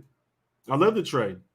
I feel like at this point, this is another guy we picked up earlier, Darius Phillips, a couple of days ago. But I feel like at this point, man, now that I'm thinking about it, we got Rockets in for free. That's how I see it. Man. This is me, though. That's just me. And again, I know Richard is asking about the link. It's PFF. We're not using PFF to gauge how good these players are. We don't do that here. So I don't want anybody to be mistaken and think, oh, we're using PFF to see how good these guys are. No, we don't do that at all. We know better than that. We just use it to kind of gauge some of the stats. It tells you what stats. It tells you, gives you some kind of grade, and it also tells you their snap count, which is very important. Definitely important. 619 says, what's up, Brother Nation? Just came to show the family some love. Who's our next big signing? It's going to be crazy to see, man. It's going to be crazy to see. Rate them likes and subs. Yes, sir. Yes, sir. Appreciate you, Stormtrooper. Super chat from D. Souza. He says, keep up the awesome work, my brother. Thank you, man. Appreciate that, yo. I'm trying to hold it down. He do the damn thing. I know a lot of people are live right now, so it's probably kind of hard to pick up a lot of steam, but at the same time, look, it's all good. You know what I mean? There's a lot of traffic on YouTube, especially Raiders content creators, and some creators be on all the time to where it's like, damn, you can't even. Sometimes you don't even want to go live because there's so many other people live, and people will tell me like, oh, hop on this person live, hop on that person live, or they'll be like, and I'm just like, man, like, I like getting on people's lives, but I feel like people don't be, you know what I mean? Some people just be on live a lot, and then they just don't give time, you know what I mean? Or, you know what I mean? Airspace for other people to hop on live, or like people want you to get on their lives, or the chat will be like, hey, go on that person's live, but that person never go on the other person's live. You know what I mean? So there's a lot of politicking with this stuff. It's weird, man. It's different. But these super chats right here, I appreciate it, man, because it just shows the support. And it keeps me going, man. It keeps me going for sure. Jonathan says, what up, Raid? What do you think we're going to do with our offensive line? Man, I'll be honest. I don't want to get young offensive linemen. I don't want to get young offensive linemen, man. And I feel like that's what we're kind of waiting for is a draft to go fulfill our offensive line needs. And that kind of worries me. So we'll see what happens, man. We've seen a lot of the free agents go to different teams, and we're just sitting back chilling, knowing that John Simpson's there. Brandon Parker is no longer our right tackle. I don't think we even have a right tackle at all. So that's worrisome. But it's going to take time. It's going to take time. And there's no rush. We just made some moves. So let's embrace that. Let's go ahead and marinate the moves we just made, marinating the trade, you know what I mean? Picking up Chandler Jones, getting Rockets in.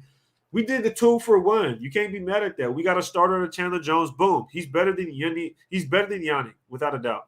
Rockets in is better than Trayvon Mullen. Matter of fact, I got one for y'all. I should have never said that. But I got one for y'all. Who's better, Rock Ya-Sin or Trayvon Mullen? I got one for y'all. Who y'all choosing? Rock Ya-Sin or Trayvon Mullen? Hell no. We better not bring Parker back. I'd rather have a Luminor out there. You rather have a Luminor because he actually played with this coaching staff, with this regime before. Who y'all think better, Rock Ya-Sin or Trayvon Mullen? Because I want to tell y'all something that's interesting, right? Let's go look at something real quick. I just thought about something. Let's go like this. Trayvon Mullen contract. Boom. We about to look at something, man. You know what I mean? I'm about to pull some Jedi tricks on y'all real quick, man. We about to look at something. I just thought about an interesting dynamic, man. Is Trayvon Mullen going to get traded too? Maybe not. I mean, maybe not. Let's not get ahead of ourselves. You know what I mean? It's close. Ooh, let's see what we got. We got Rock, Mullen. John V says, I don't know enough Rock Ya-Sin yet. I like that answer, John V. LOL, they about to say Rock Ya-Sin. Oh, Mullen. Mullen is better. Interesting. Mullen. Brandon, the Turnstile Parker. Rock. Mullen, not the guy. Dimitri said Mullen, not the guy. Jonathan says Rock. Mullen can't stay on the field, but he'll be good depth. Oh, I don't know if Mullen be depth. Yeah, Richard said he don't know about Rock either. Feral NFL. Ray, do you think Rock Ya-Sin is a number one corner? Not yet. I don't think Rock is a number one corner yet. I'll say that. I'll say that much. He's not a number one corner yet. I think this year, being on a new team, being traded the way he was traded for Yannick, is going to be looked at, and this trade is going to be looked back on and say, was it a good trade or not? Obviously, Chandler Jones will be in that mix, and I think Rock will potentially have his best year this year, and he will get groomed into a number one. But let me get to something real quick. I think he could definitely get groomed into a number one. Mullen has, because the thing with Mullen is I can see Mullen being a very good two. I see Mullen being a very good two. I don't see Mullen grooming into being a better in becoming the CB1 in the league. I don't see Mullen doing that. Rock Ya-Sin, I could see Rock being a number one corner. Straight up. Is he a corner right now? Number one? No. He still has this year. This year he could prove that. This year he could prove that he could be a number one. And I'll put that out there. I'll say that. This year, Rock Ya-Sin will prove that he's a corner one. That's what I'll do. I'll chop it up like that. But something I wanted to look at real quick, because I didn't want to say it out loud. But before you know what I mean? Because look, I'm showing y'all this right now. It's not a conspiracy. I'm just gonna ask y'all a question. Yeah, he's a number two, Mullen, and so is Rock, at least for now. Yeah, Rock is a number two, but Rock's better than Mullen, in my opinion. Look, I'm going to show y'all something real quick, man. This is just me coming up with something, me thinking, you know what I mean? This is my Jedi mind tricks. You know, they call me Ray the Jedi for a reason, man. Y'all check it out. Y'all see it here first. Y'all see this contract. Y'all know what I'm about to say. Has anybody figured out what I was going to say? Nope. Nobody said anything about the contracts. So let's check this out, right? Bear with me, y'all. What do y'all think about Trayvon Mullen? Oh, this is Rock Ya-Sin. I'm tweaking. This is Rock Ya-Sin. 2022. Y'all see that, right? 2022. This is the upcoming year. $3 million cap hit. What does that mean? What does that mean? That means Rocky Sin has 1 year left on his contract.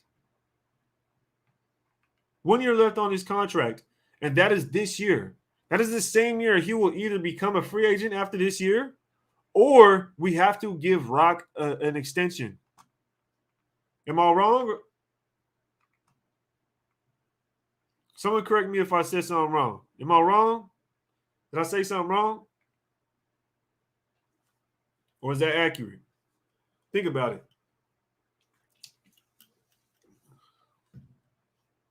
This man said we franchise tag Brandon Parker. Man, trolling me. Let me know. Because I think I ain't gonna lie, I think I almost confused myself, so I just wanted to confirm with y'all. But y'all see that, right? We just traded Yannick for a guy that has to be signed or he's going to walk in free agency. Think about this, y'all. Now, would you guys trade for somebody that you're going to let walk after 1 year? Y'all let me know. Would you guys let me know? Would you guys let a guy walk? Because I'm sure no other content creator is talking about this right now. I'm sure no other content creator talking about this or even thought about this right here. Would you trade for a guy that you would let walk 1 year later? Let me know in the chat, man.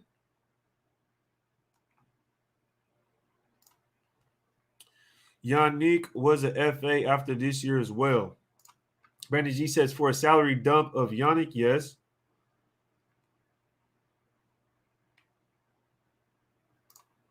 Jay says no. Mike says nah, that wouldn't make sense to do that. Rock was number 2 to Xavier Rhodes.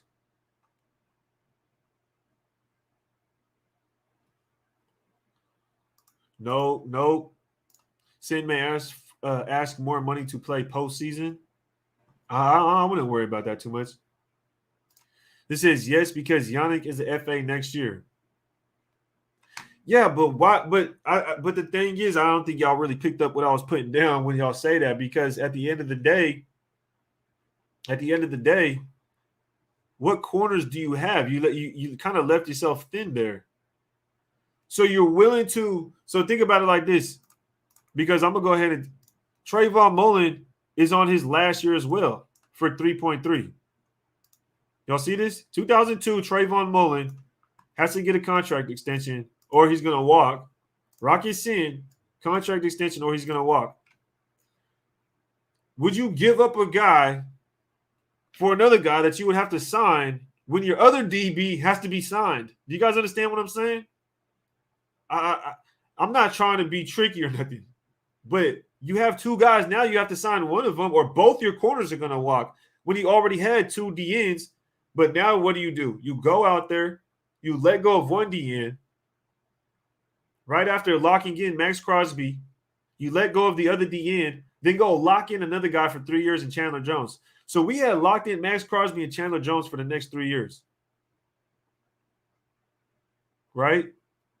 But now we have two corners that are on a year to where that either we extend them or they're going to go test free agency.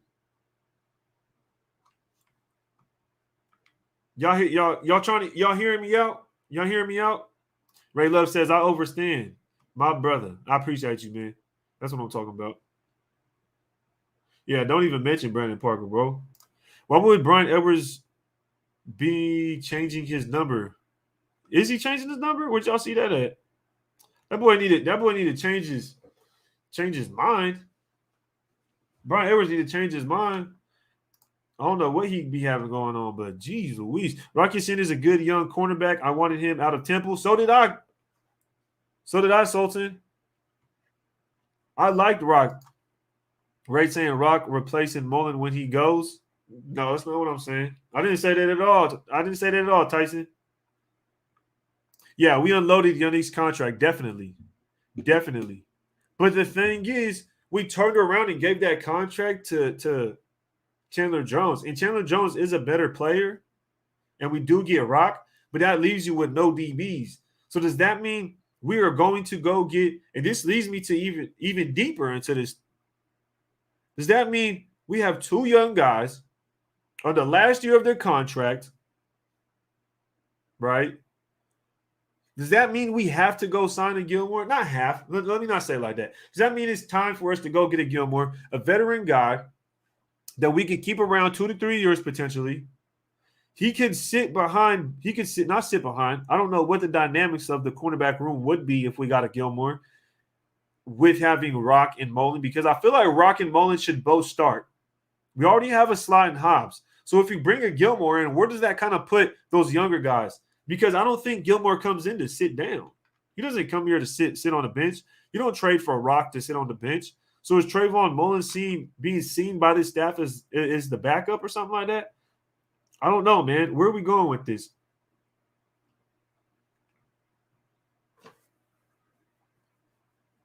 Possibly re-sign both DBs. I could see that. I could see us signing one that I could see, because look, this is how I could see it. We made cap room, right? But what people have to understand by letting go of these guys, Nassib and Littleton, is that money doesn't come into play until post-June, right? So that means not during the season, but after the summer, you know what I mean? We'll have more cap space, or during summer. We'll have more cap space after June 1st. And at that time, in the midst of the season, depending on the corner's play, on how Rock is doing, you know, how he starts out his season, on how Trayvon Mullen starts his season, whatever the plan is there, you can sign those guys to their extension then. And then not only does it tell the other young corner, like, damn, he's getting his bag because he's playing well.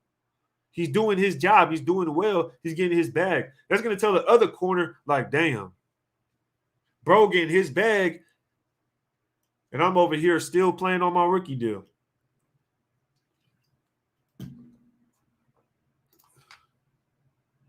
He said, Raid, it's called building depth and competition out of position.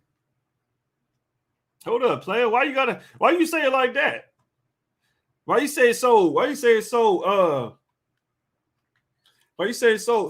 aggressively? Like, it's called building depth and competition, Raid. Man, chill out, bro. I know what building depth and competition is, but let me tell you this. Or let me ask you this. Does Rock sin? He said condescending. Is Rock sin depth? Is Rock sin depth? I know you're saying building depth and competition, but is Rock sin depth? Hell no. He ain't depth. And if you bring in Gilmore, all I'm doing is asking who would sit.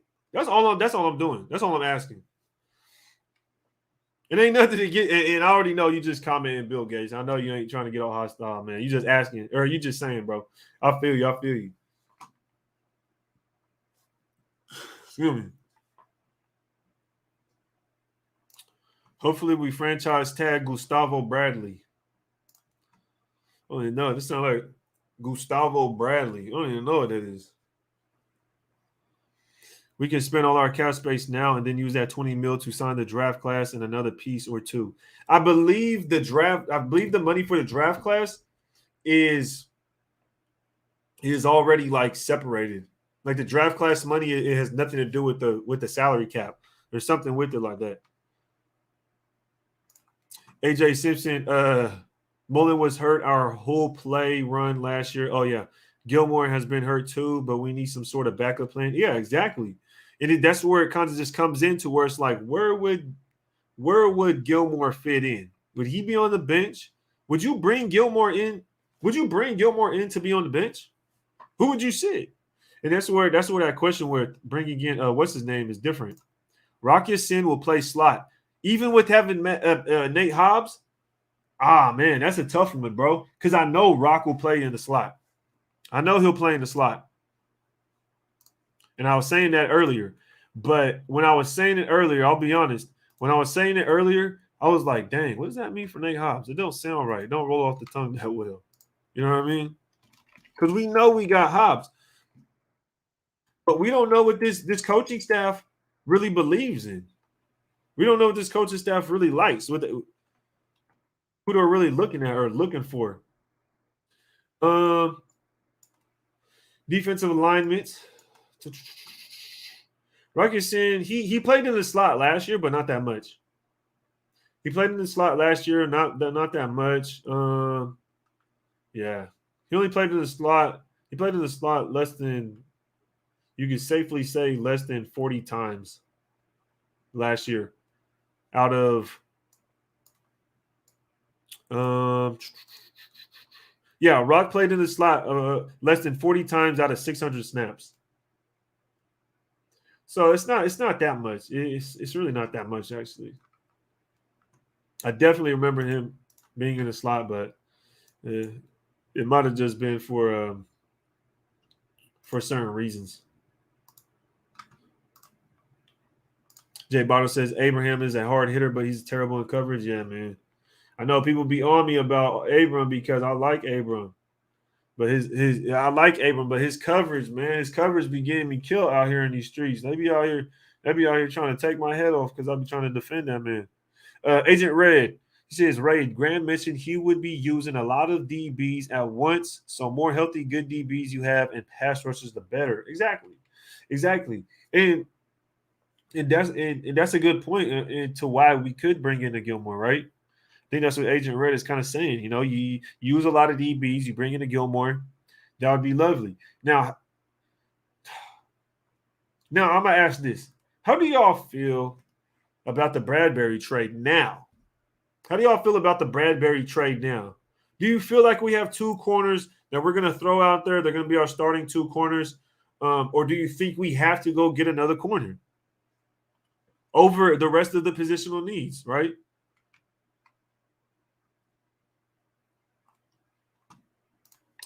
I think we need at least 5 solid DBs for what Graham would want to run. So let's say Mullen, Hobbs, Rock, Merrick, and then another safety, another good coverage safety, potentially.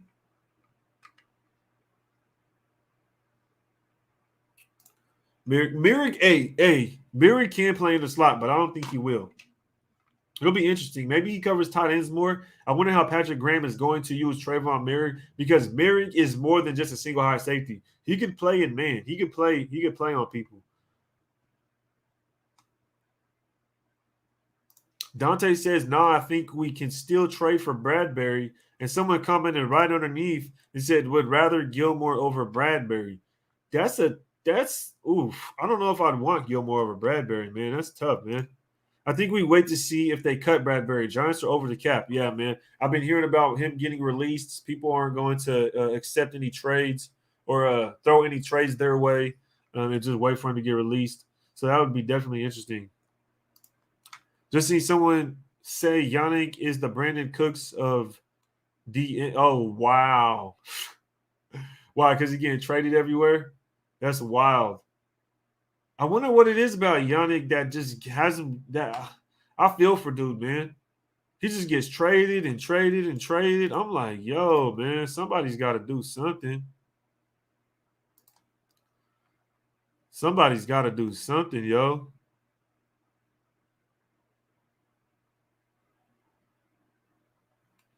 Yeah. Somebody got to do something.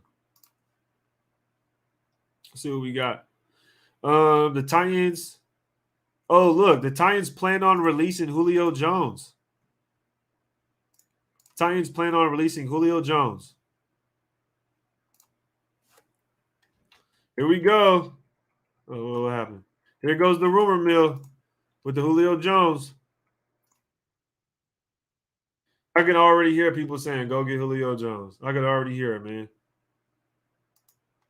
We signing Brandon Bolden. Let's go check out. Let's see. Da-da-da-da-da. Let's see what we got. See what we got in the latest news, free agency watch. Raiders are releasing veteran linebacker Nick Ngakoue. He is due $7 million in 2022, and Las Vegas has been spending some money today. The Raiders have released Nick Ngakoue. Raiders have released Nick Ngakoue per source Tom Pelissero.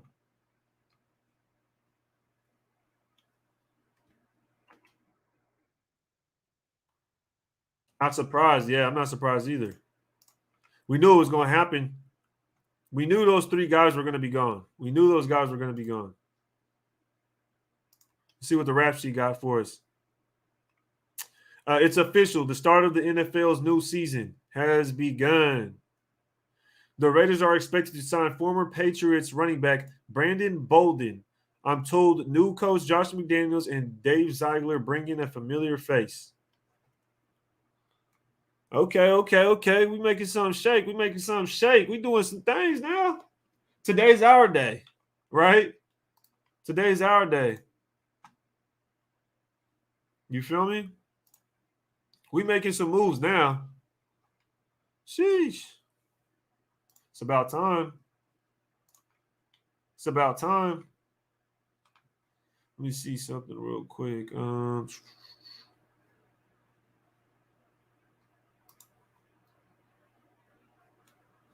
It's about time we make something shake, man. Mike Tyson, he says, I mess with Bolden. We need linebackers bad now. Does that mean we could be looking at linebackers in the draft in the first round? Or is Dante Hightower coming in? What do y'all think? Or is Dante Hightower coming in?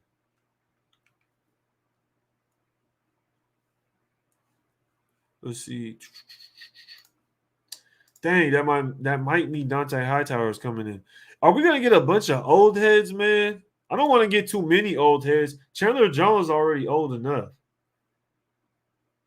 Oh my goodness, Miles Jack! It is time to get Miles Jack. It is time. No, Lloyd. Nope. No Lloyd. No Dean. Plus, I heard Dean got like a pec tear. Dean tore his pec. Today, the pro day or something like that. Bro, Miles Jack. It is time. It is time for Miles Jack to slide through. You know, Lionel Wagner is very interesting, but I think Miles Jack is more fitting for our defense. Wagner is better than Miles Jack. I'm going to put that out there right now because I don't want people to sit here and be like, oh, Bobby Wagner is better than Miles Jack. But I feel like the defense we want and the defense we're going to try and build, we want Miles Jack. He got speed. He got coverage. He can hit. This dude is basically a safety at linebacker, man. Like, let's get it, yo. Let's get it. Nichols and Rock are young. Yeah, they are young, most definitely. But the thing is, you have to kind of what I was kind of saying is that we picked up Chandler Jones, and he's the best player that we picked up, and he's older. And this is what I was saying in my live on the first day of free agency is that I don't want to get the guys that are old, that are good but old. You know what I mean? I don't want to get the guys that are old. I wanted to get the guys that are good and young. And the best player we've gotten so far is Chandler Jones, and I like it, but he's also the oldest. So that's kind of what I wanted to stay away from is that the best player that we get is the oldest player. You know what I mean? Like, dang.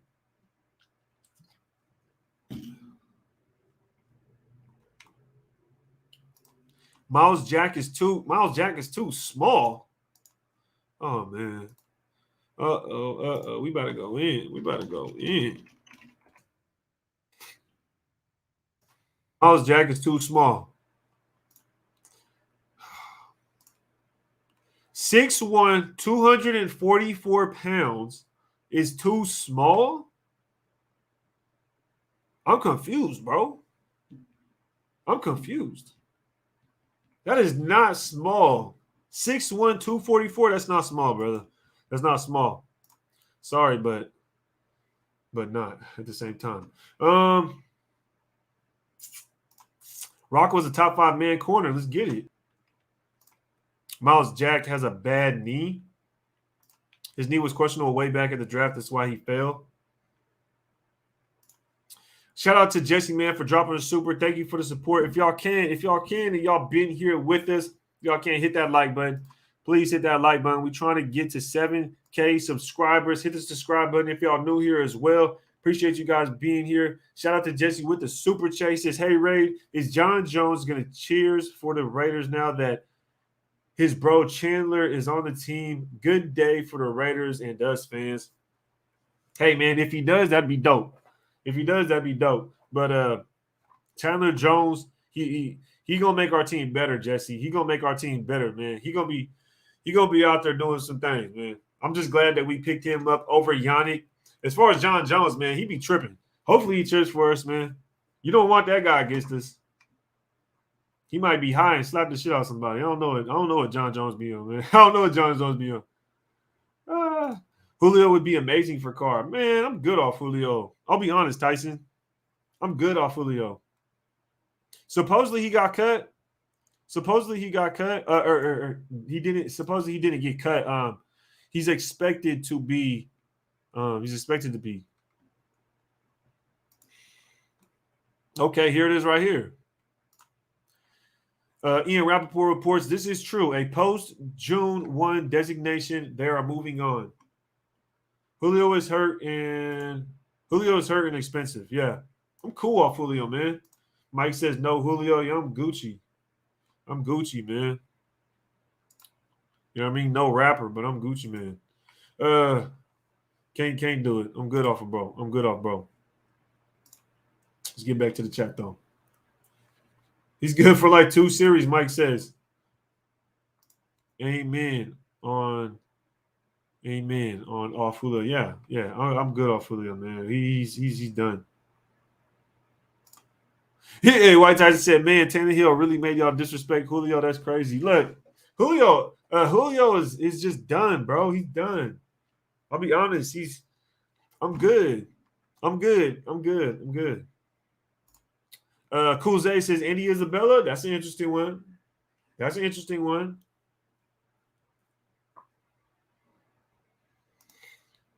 Would you offer our pick 22 for Green Bay for Adams? I don't know if I'd want to do that because you'd have to give up a first and then give him $29 million. That's tough, bro. That's tough. I wouldn't want to give up. I would give up one of our fifths. No on Scantling, man. No on Scantling. I don't like him. I feel like he drops the ball way too much. I'm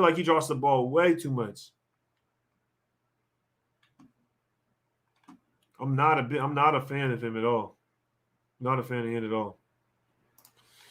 Pepe Biden says Hurd quit, got released. Yes, he did.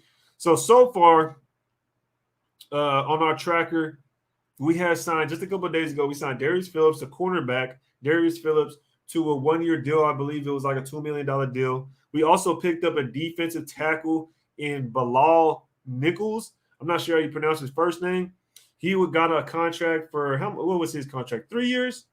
I think his contract was like 3 years? Was it like $5 million a year or something like that? Nichols contract. And then we trade Yannick for Rocky Sin. Trade Yannick to the Colts for Rocky Sin, and then we picked up Chandler Jones, picked up Brandon Bolden, released Nick Witkowski, let go of Carl Nassib, let go of Corey Littleton. So we have a lot of holes to fill, y'all. We have a lot of holes to fill. What's the cap hit on quick? Anybody know in the chat? Let's go ahead and take a look, man. Let's go ahead and take a look. Let's venture off into the dark web real quick, called Over the Cap. But y'all think about that though. Trayvon Mullen. This is Trayvon Mullen on his last year of his contract, 2022. Last year of his contract. Also, we traded for Rocky Sin, who is on his last year of his contract as well. So it's something to look out for. $7 million. Yeah, that's what they reported. There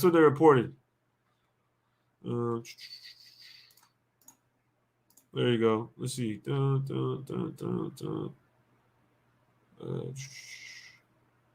Max Crosby, and Rappaport, Adam Schefter. See what Schefter's talking about. Broncos officially traded for quarterback Russell Wilson. Julio Jones is released. Former Chiefs center Austin Briff is signing with the Seattle Seahawks.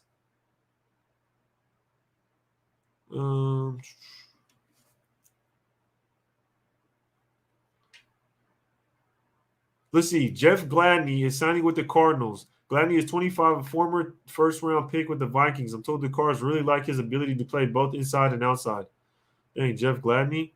Falcons informed quarterback Matt Ryan last weekend that they were pursuing Deshaun Watson. The lines of the communication have kept open between Ryan and the Falcons. Yeah, they got to get Ryan out of there, man. Or Ryan just got to retire at this point. Who reported that Nick Ngakoue news? I thought I seen it, and they said the details as well. Let's go to Palacero. The Bears released veteran linebacker Danny Trevathan. Oh man, could y'all see us getting Danny Trevathan? I'm not a big fan of his. He's not bad. He's not bad at all, but I'm not a big fan of his. He was due $7 million in 2022. There was the official news. Yeah. I knew I read it. Was that trade a straight swap between Yannick and Rock? Yeah, it was a straight up swap. It was a straight up trade. Richard said Yannick for Jones. Yeah, you could look at it like that too. Trevathan too old now? Yeah, he's old, man. He's just old, man. Julio just got released. Yeah, man, I'm good off Julio, though. We was talking about it in the chat, and I'm not the biggest fan of Julio right now. I know people wanted to get him last year, and I was like, nope, I don't want him. And he went out there and was a dud. Trying to keep up with free agency, watch Ray play Elden Ring and hit a bull. Elden Ring. I've been hearing about that game, man. I don't know nothing about it. I don't really be on a game like that. I don't be on a game like that, man. I'm taking Jones over Yannick all day. Second in Bryan Edwards for Adams. Bryan Edwards. Second in Bryan Edwards for Adams. That's a tough one, man. That's a tough one. I don't want to give up a pick. I don't want to give up. Oh, man. I don't know. I don't want to give up a pick higher than the third is the highest I'll probably go, man. I'll be honest. The third is the highest I'm willing to give up to go get Adams because we have to pay Adams. Like, you're going to pay Adams plus give him picks? That's ridiculous. Or plus give the Packers picks? That's crazy. How would you feel if we took J-Mo at 22, fix the O-line?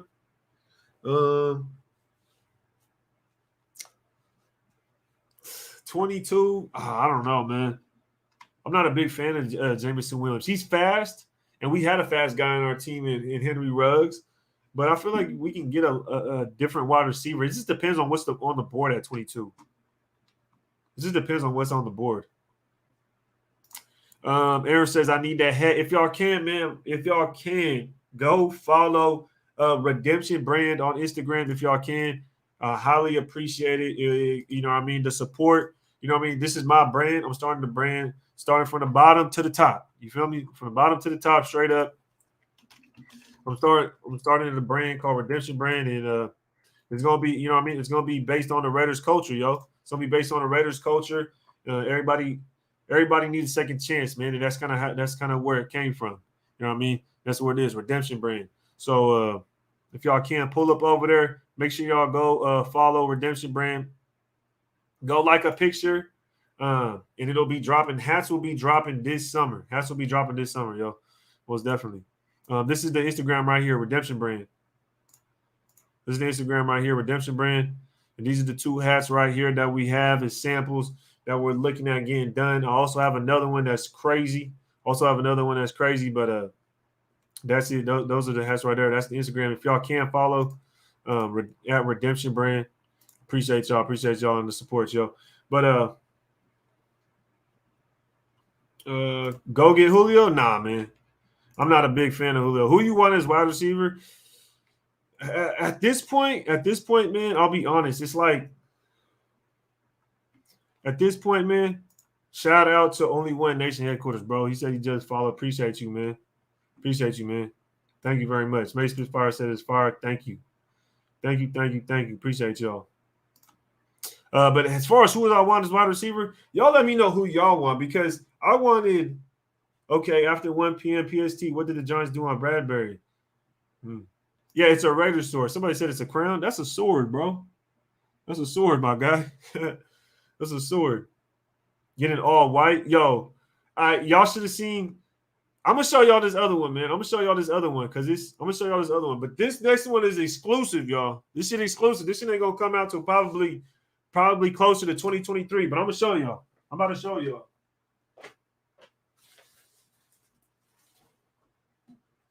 I'm about to show y'all. We got the black one too. We got the black one too. The black one's fire as well. We got the gray. You got the black. The black is fire. You know what I mean? The black is fire. But this one, boy, I just got this one in yesterday. And let me tell y'all something. I'm gonna come correct. I'm finna have Raider Nation looking fire.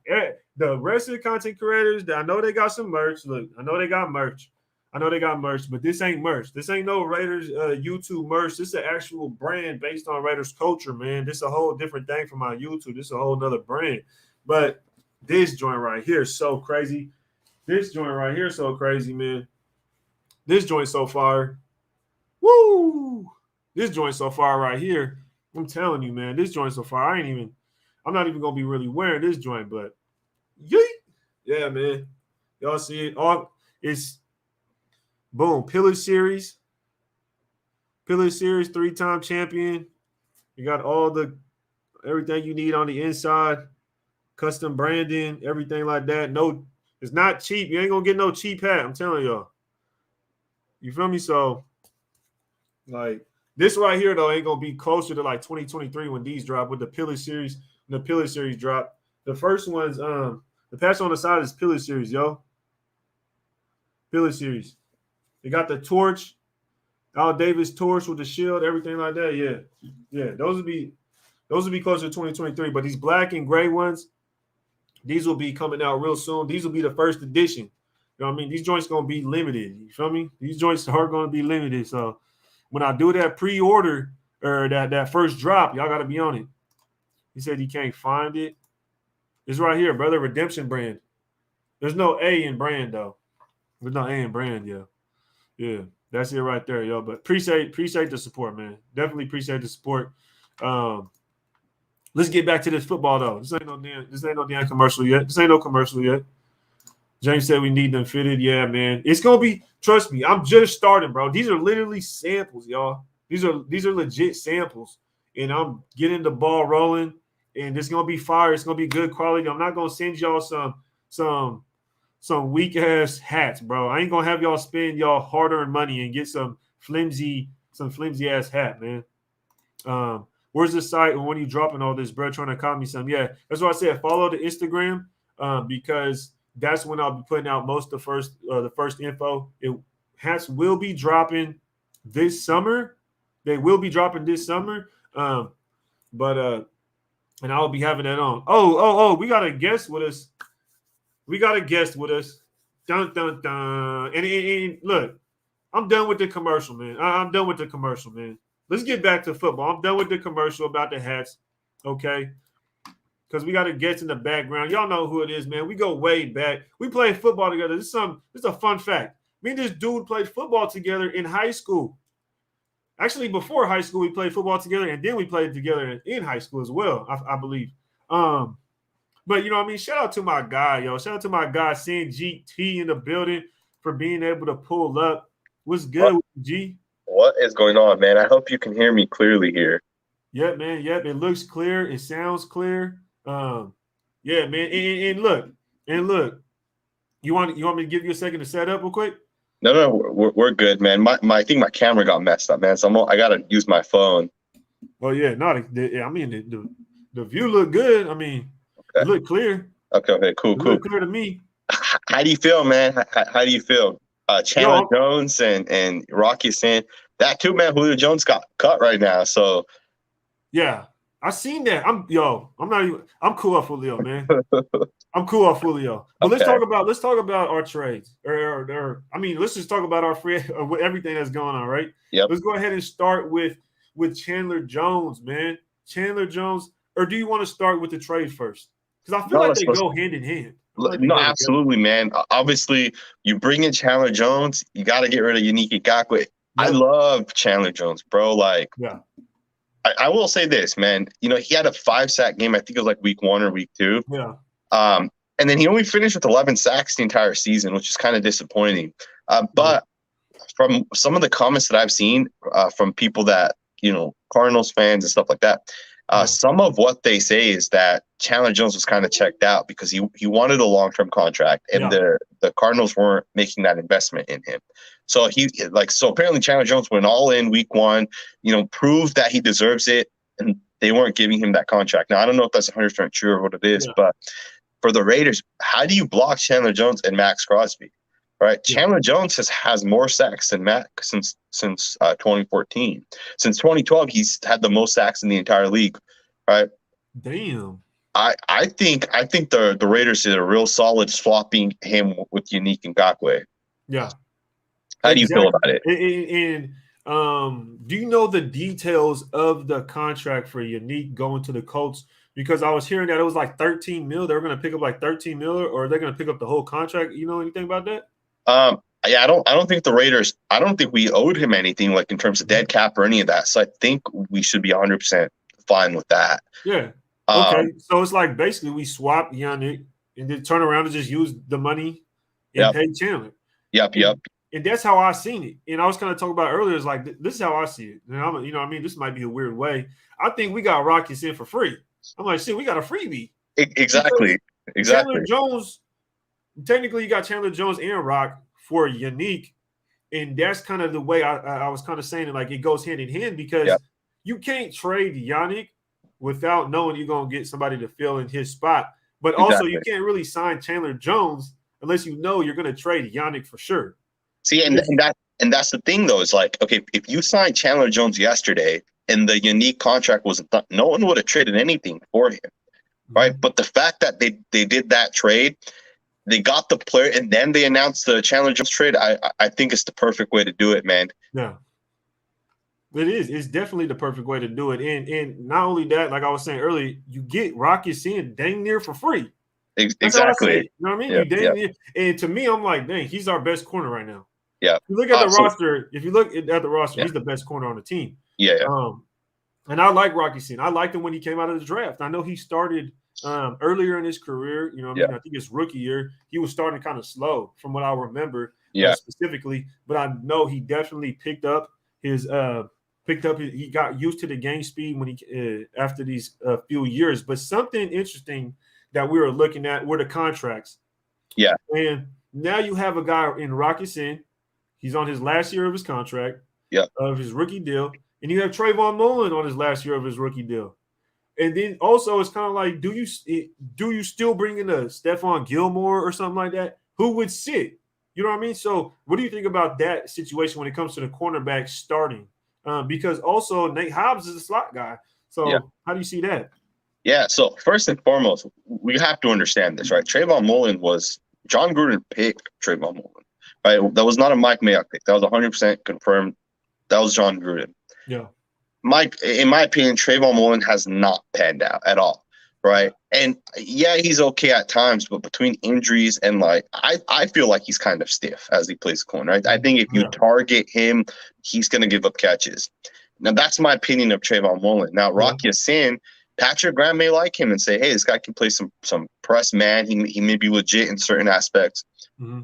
I wouldn't be surprised if Nate Hobbs moved back to the outside and played outside corner, because Nate Hobbs has skill. It's clear. You watch Nate Hobbs tape, he has skill.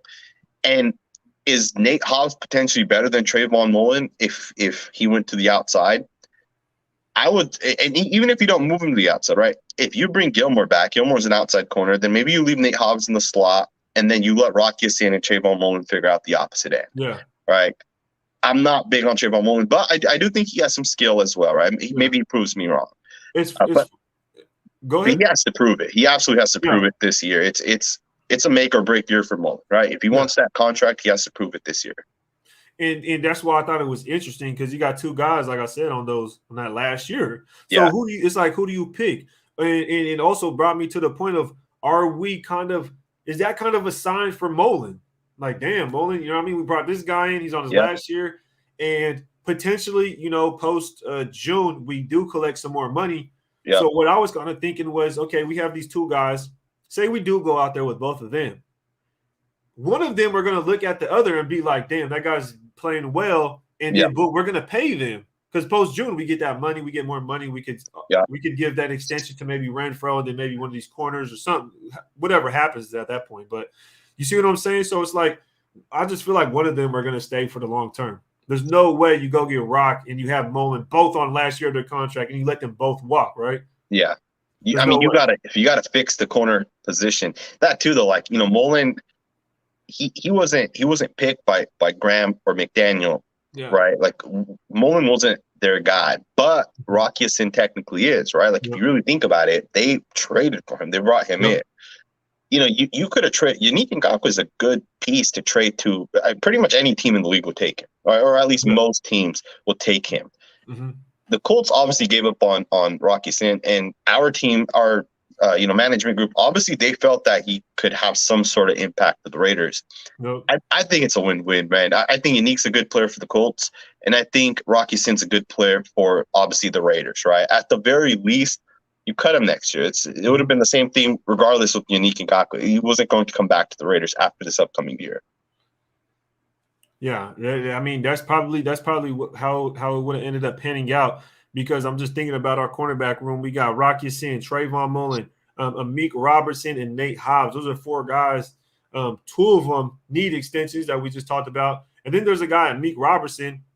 We have I mean, come on. I mean, I don't really want to speak too much on him. He seems like a good guy, but I don't know how long he's going to last with this team. And then not only that I feel like we need one guy in there that could really go out there and like a Gilmore that could be out there and relieve, you know what I mean? Maybe be that CB1 or whatever the case may be. But if something were to happen, we could have that depth. So I think we need another like starting caliber corner. Like without a doubt, we need a starting caliber corner. Absolutely. And I know you touched on Hobbs potentially moving outside, but at that point, I feel like it would also lead that hole if now we have to find that slot corner. And then so it's different ways we could definitely move. Yeah, absolutely. No, absolutely. Well, another thing to kind of know is, Nate Hobbs was really good last year, but Nate Hobbs also played slot corner in a cover 3 scheme. He knew what he was doing 90% of the time. I almost feel like that kind of benefited him. Like, how is he going to be like if he's now playing the slot and he has to play man 40% of the time? He's not going to have help. They blitz and he's out there on an island. Like, how is he going to play in that aspect, right? Yeah. Because Gus Bradley's defense is much simpler, right? Someone can do something. Yeah, it's much easier. You can be a superstar doing one thing, but what if you're being asked not to do 4, 5, 6 different things? Yeah. How is he like, right? Yeah. That's gonna be something interesting. That question just came up to me in my mind as well when it came to Nate Hobbs, specifically, just because it's not gonna be the same for him. He's not gonna be able to have that kind of like leniency of just being cushy and in the middle of the field to where you can kind of like play around. He was almost like roaming, you know what I mean, as that nickel, and we would blitz on 3rd down every now and then to where he'd get caught in man coverage, but it's not the same as being in man coverage a lot more in situations to where maybe there's not going to be a lot of pressure all the time. And you're not going to blitz every time, you know what I mean? So it'll be interesting to see what happens with Nate Hobbs. But Mike Morris does bring up a good point. Someone that I forgot about is that we did sign what's his name? What's his first name? Darius Phillips. Darius Phillips, right? He played for the Bengals. Yeah. I mean, a backup guy. What'd he do? Would he start 6 games last year? Something like that? So I think he was benched last year. Yeah, I mean, he only played 100 snaps. Oh, yeah, that's not good then. Yeah, I don't really – because I'll be honest. I seen him and I was like, that's a depth guy. That's a depth piece. That's the thing, man. That's depth, 100%. Yeah, I'm not going to look too much into that, so I might not know too much about him. But one guy I did look into, right? We talked a little bit about Chandler Jones and the Yannick trade, but we picked up another guy today as well. We've been busy all day, man. And a defensive tackle, I guess potentially defensive end. I don't know. Maybe I might be wrong about that. In Nichols, I looked at his snaps. He's played a lot of snaps, man. He every year he got more and more snaps. Yep. 600, almost 700 snaps last year. As and he's 6'1", 284 pounds or 290 pounds. So I don't know if he definitely looks way bigger than that, man. He looks. I watched this. I was actually going to do a film breakdown of him today. Like I was getting it ready, and then boom, the Chandler Jones situation happened. So I put all that to the side. Yeah, but he looks bigger than that, man. I'm surprised that those are the official numbers of him because he's not a defensive end. He's a defensive tackle. He's a 3-tech. He'll play a 1-tech if needed. He's 100% defensive tackle. Bilal Nichols. Keep in mind the last year the Bears did play a 3-4, so he did play the 3-4 defensive end, right? But that's really like that 4-tech, 5-tech. That's not. That's where I was getting at. That's pretty much where I was getting at right there. Yeah, exactly. But I like what I'm seeing from him. I haven't watched the tape yet. From afar, I've also heard about that he is a good football player. John V says 6'4", 290. Okay, 6'4", 290. But I also seen somewhere else it said 6'4", 300. So I don't know if these numbers are all over the place, man. But he is a big guy, and I think being able to play at the defensive tackle spot and also being able to play at the defensive end spot will be something versatile. We could use him in that way. We can use him more than one way, I think. But he's definitely an interior defensive lineman. He's not going to be lined up like on the edge or anything crazy. Nothing far-fetched.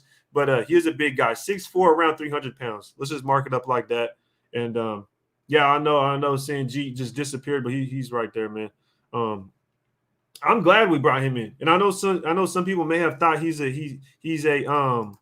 I know some people may have thought maybe he's a depth piece or he's a rotational piece. I think he's a rotational piece, but a starter, right? He's not going to obviously play every single down, but I think he's a starting interior defensive lineman, especially when you see those numbers. And I think kind of how much we're paying him and how long we're keeping him. I think he could be that starter in the interior of the defensive line, man. Yeah. Almost 700 snaps. That's a lot. Yeah. I mean, we're paying him $11 million over 2 years. That's a starting role player, right? Yeah. If he was coming in to be like our fourth defensive tackle, we're paying him $1 million. Yeah. Right. It's interesting because we obviously signed Bilal Nichols this morning, and people are asking me like, are we going to now bring in Quentin Jefferson or Solomon Tom? Like, what happens with these guys? And the thing is these guys are good football players, right? They proved it last year. They're good role players, I should say. But this is a whole new scheme. This is a whole new system, right? Like when Gus Bradley came here, Quentin Jefferson came here, Solomon Thomas came here, Yannick Ngakoue, Denzel Perryman. These guys don't fit the same scheme or system for Patrick Graham, or Patrick Graham's going to bring his own players in. And I feel like that's the thing is we're going to get all these newer players in. Like I don't think a lot of these guys are going to come back to the Raiders. Even like Casey Hayward. I don't think Casey Hayward is going to come back. He's not even close to this system, in my opinion. This is my opinion. I don't think he fits the system at all. You go look at just the Giants last year. I mean, they had like kind of more faster, agile, skinny guys playing at cornerback. So I don't think Casey fits that bill, especially when you want to talk about man coverage. Yeah, Casey's that zone guy. He's a little bit older too, so his step don't got that pep. You know what I mean? Shout out Arkham Raider, man. Salute Arkham Raider. Yeah, we got Sanji in the building, man. We have a lot of news cracking off for the Raiders today, day 3. The official start of the new NFL season is today, man. Yep. And we just got done talking about the latest trades the Raiders made, the latest pickups. But I do want to talk on Nichols just a little bit more, because do you think he's going to actually make a growing impact on this defensive line and team, being that he's a little bit younger? He could nearly be, getting molded into his prime here soon. And his snap, and looking at his snaps and looking and hearing about how well he was. Do you think he could actually step up and be a solid piece of this D line, or is he just going to be rotational and just kind of look at him as like a Jefferson? Yeah, honestly, like I watched this tape. He has 8 sacks over the last 2 years, right? Mm-hmm. But a lot of his sacks are like, they're kind of like cleanup sacks, right? Like Khalil Mack comes off the edge, and this guy he collapses the pocket right through the middle, pushes his guy back, and then he's right there because the quarterback has to step up. Not saying that he can't win, because he has shown at the point of attack that he can win, right? I saw him use a really nice swim move a couple of times, but he doesn't have a ton. And I'm going to be honest, I don't think he's the guy that, let's put it this way. He's not going to win at the point of attack the way like Fletcher Cox or Akeem Hicks win at the point of attack, right? Yeah. That's not his game. He's going to be a rotational player at the end of the day. And to be honest, I think Quentin Jefferson may be better. Like, and again, I liked Quentin Jefferson last year because, especially towards the end of the year, he really started flashing. He really started getting pressure. I don't know if Bilal Nichols is that guy, but again, we need 3 good defensive tackles that can rotate and each play 60 to 70% of snaps. Mm-hmm. And I think that's where he will ultimately end up. No, most definitely. We have to have a rotation of defensive tackles. One thing I wanted to know is do you think it's like, I want to say funny, just we gave Solomon Thomas like the same amount of money we gave Nichols, Would you say like that kind of like tells the difference in how this regime kind of works? Like I didn't like Solomon Thomas like that. I don't even think his stats really worked up to or what Nichols is either. I think Solomon Thomas had his career stats with us in that one season he was with us. Yep. So you go give Solomon Thomas $5 million, and then this staff they give a guy like Nichols, 2 year, $10 million, whatever. I think 11, something like that. Does that tell you like? And then this trade, how they worked the trade to get Rock, and then have an idea to get Chandler to take Yannick's place. Does this actually like get you more excited about the regime, about this new staff, or does it tell you anything at all about the staff, or is it kind of just like, we're just making moves? I think it is definitely we're just making moves, right? Because it is, right? Like let's be honest. Like Solomon Thomas did get $5 million last year, but he got $5 million because the Raiders said, "Hey, let's see what the 3rd overall pick from a couple years back could bring to us. Yeah. Maybe a change of regime could help him out." Obviously, that was, in my opinion, didn't really make that big of a difference. He was still just an average football player, right? He's a role player. Then you bring in a guy like Bilal Nichols, who we're not seeing what does this guy have potential-wise. We know what he is, and I feel like that's why it's a 2-year contract as opposed to a 1-year contract.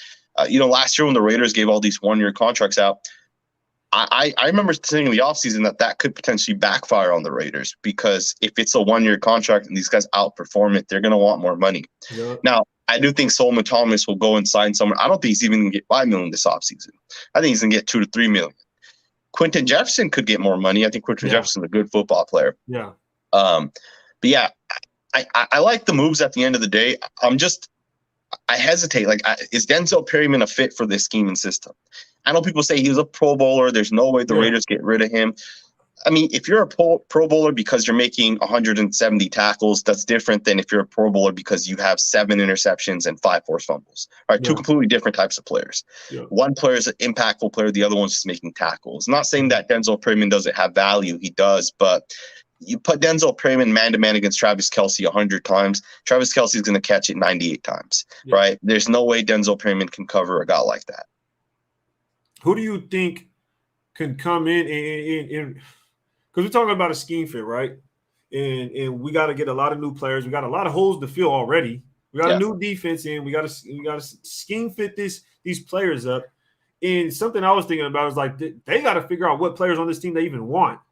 Yeah. I mean, they just got here. They got to figure out who they even want. It's not like they know everybody, and they're us. We're Raider fans, and we know for sure. Yeah, Brandon Parker's trash, right? And I know Brandon Parker's a free agent; he's gone. But I'm just saying, for instance, they come in and they're like, we got to get rid of this guy, and they got to figure out what guys are available to pick up. We made a few moves, but at the linebacker spot, we're running thin. And I know people say we need a safety, and I think we do. We need a coverage safety because Abram obviously is somewhat of a liability. But speaking of that linebacker, man, we're going to get to that. Let me get this super chat real quick. But who would you want to bring in to actually fit the scheme at linebacker, man? That could really replace Denzel Perryman. JR65, appreciate the support in the super, brother. It goes a long way. He says Jacobs just tweeted Julio, the eyes emoji, Julio Jones on Twitter. Do you think the Raiders will go after Julio Jones? Man, I mean, we could touch on this. We might as well, because I know that people wanted to. We brought it up at the beginning. I'll let you go. I'll go first. Let me go first. No. All right, Julio. All right, Sanjeet. What do you think? So, first and foremost, Josh Jacobs has me blocked on Twitter, so I would have never seen this tweet. What? He blocked me before he even took the snap with the Raiders. I tagged him once with Derek Carr. A tweet that I put out there, I tagged him into it, and he blocked me. Wow. But I would say this. I would want Julio Jones, absolutely. But it's going to depend on what it costs. Like, I'm not paying Julio Jones $30 million, but I'm also not paying Devontae Adams $30 million plus picks. I'm not doing that for Devontae Adams. Too much. But Julio Jones, if Julio Jones would come over to the Raiders 2 years, $20 to $22 million, guarantee it all to him. I would take that type of player, right? Julio Jones can still be productive. He's still a good, big target for Derek Carr. That's what Derek Carr wants. That's what he needs. Yeah. You know, the last thing I would want is the Raiders not to get Derek Carr help. And I also said we need to get a right tackle to protect Derek Carr. Because I don't want Derek Carr to go into a game and see Joey Bosa and Khalil Mack, he gets hit and then starts mentally thinking about it, and now we lose this game because we're not able to score, right? We need to protect Derek Carr at all costs. Also, get him a receiver, right? If he is about to get hit, throw it up to Julio Jones and let Julio Jones make a play. Because Brian Edwards isn't making those plays. Zay Jones wasn't making those plays, right? Julio Jones, like Josh would say, is still Julio. Yeah. If he's standing there next to somebody else and just throw the ball up, he still has the opportunity to get the ball. I give him that. Julio still has that to him. I think for me, it's just I feel like that ship has sailed almost. Yeah. And I feel like if we were going to do it, it should have been last year. But obviously, it didn't work out that way. Titans thought they were going to have a super team. And I told everybody it wasn't going to work out. But because Ryan Tannehill sucks. But, I mean, Julio went and found out the hard way that he should have played with Derek Carr before Ryan Tannehill. But if we're able to get Julio Jones for a cheap deal, I wouldn't be mad at that. You know what I mean? I wouldn't be too mad at that. But at the same time, I just don't know where his production level would be at if he came here. That's it. I'll be honest. I don't know where to be at. Absolutely. I'm not saying he's bad, but that's just the risk in my mind. I'm like, that's not worth the risk. I'd rather go take a flyer on a guy. If I'm going to play $11 million, I'm not sure what happened with DJ Chark. I thought we were in talks with him. He gets $12 million from Detroit. Detroit or Jets, one of those teams. Yeah, for I sure. think it was Detroit. For $12 million. So I mean, for me, I'm like, dang, he gets $12 million. I would have gave him $12 million for 1 year on a flyer. Absolutely. I feel like his upside is definitely there, and he's younger, and it's a different kind of bet. With Julio, I just wouldn't want to take that risk, but I do see the upside to it, so I'm not gonna argue it. I mean, it's Julio Jones. I'm not gonna argue that at all. Well, let me ask you this then. So Julio Jones, we don't have an unlimited amount of cap space, right? We've already paid Max. We got to pay Derek. We got to get Waller's contract fixed, Hunter Renfrow, depending on how we decide to move forward with these guys. We can probably sign two more guys to like that $12 to $18 million range type of contracts. If you sign Julio, then you can only get one other guy, right? Is that Gilmore? Yeah. Or maybe you get Gilmore and you get a defensive tackle, right? So we really have to think about who that guy is that we're going to put that money and that investment into. 100%. I would be all in for Julio, right? Because we do need to get Derek Carr some weapons, right? Like the last thing I want to hear going into next season is that we don't have offensive talent. We don't have weapons, right? You got to give Derek Carr weapons, especially if you're going to extend Derek and make him your quarterback for the next 4 to 5 years. Get him some weapons so we can see that this guy with the right talent can take that next step and get us into the playoffs. Yeah. Because, you pay Patrick Mahomes and Aaron Rodgers $40-45 million, it's because they will take an average team into the play. They'll elevate that average team. Right. Obviously get them at least one good wide receiver, right? Vontae Adams, Tyreek Hill. Got to get that for Derek. Now, you also talked a little bit about linebackers. Do you want to touch on those linebackers? Yeah, let's go ahead and talk about the linebackers. I know we got a little off topic, but Jack Kennedy here says, I feel the Raiders can wait at linebacker and get a number one wide receiver and a DB. So do you think the Raiders can find a linebacker that can fit their scheme right now? Or do you think they can wait on it, kind of like what JK is saying right here? We can wait on it, maybe get one in the draft. Lloyd slips, Dean slips. I don't know how you feel about that. Or do we just find one in free agency like a Miles Jack? People say his knee's bad. I don't know. What do you think? So let me ask you this question. I think we need a linebacker. I don't know if you saw we released Nick Kwiatkowski as well recently. Yeah, I don't know if you saw that. Yep. I think we need a linebacker. Let me ask you this, right? 100%. Bobby Wagner and Dante Hightower are good football players. I know they're up there in age, and I totally get age at linebacker. Dante Hightower knows for me, bro. I can't do it. Bobby Wagner is a GOAT, bro. He's probably the best linebacker of this generation. Absolutely. Like right after Ray Lewis, then it's Bobby Wagner now. Yeah. I wouldn't be mad if we brought him in. He's the GOAT, bro. I'd be so excited. The thing is how much does he want? How much do you think he's too much? Yeah, and that's the thing, right? Is you're going to be able to bring in you'll bring in two impactful players, right? 15, 16, or maybe you bring in one guy like Gilmore, and then you bring in Dante Hightower is going to cost $5 million, $6 million, right? He's not going to cost, because Bobby Wagner may cost 14, 15, 16 million, right? Whatever the top linebacker gets, Bobby Wagner may demand that type of contract, and someone's going to pay it to him. If it's a 2-year contract, he was one of the best linebackers last year, right? Like, he's still really good. I know he's getting up there in age as well, but it's still Bobby Wagner at the end of the day. Yeah, it's Bobby Wagner. He's consistently the best linebacker, year in and year out. Yeah. But the thing is like, which one of our players last year, if we needed to get the ball out, right? We need a turnover. We need to force a turnover, a guy that's going to make a play. Who was that last year? I don't think we had a guy that could do that. But Bobby Wagner, any given week, will punch the ball out. Like Bobby Wagner will get you 8 to 12 turnovers, or he'll help force 8 to 12 turnovers in a season, right? And the Raiders don't have that. And I think that's why J.C. Jackson was such an important player. And I think that's why both of us really, really wanted him, is because he gets turnovers. He forces turnovers, right? I think Bobby Wagner is that type of player as well that can help make plays, right? And I think we need that. Joshua Gray says, you're paying for the name, not production. You think Bobby Wagner is not good anymore? He said the last 2 years he's been ass. There's some people out there that have different opinions, and I hear you, man, but I don't think I don't think you say Bobby Wagner's been ass the last 2 years. That's pretty tough to say.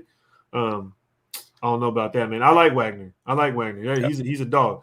But is that the only option to you for linebackers? Dante Howard, or you weren't suggesting Bobby Wagner, were you? Because he's a little expensive. You were more suggesting Hightower? Yeah, I would go in for Dante Hightower if it costs $5 million over Bobby Wagner if that costs 15. Cap matters, right? Cap space matters. Once you pay a quarterback, especially, cap space matters, right? Every little thing adds up. Yeah. I think Dante Hightower is still a good football player. I think he's been one of the most underrated players over the course of his career. He's a good player, and I know he played in that scheme specifically. Yeah.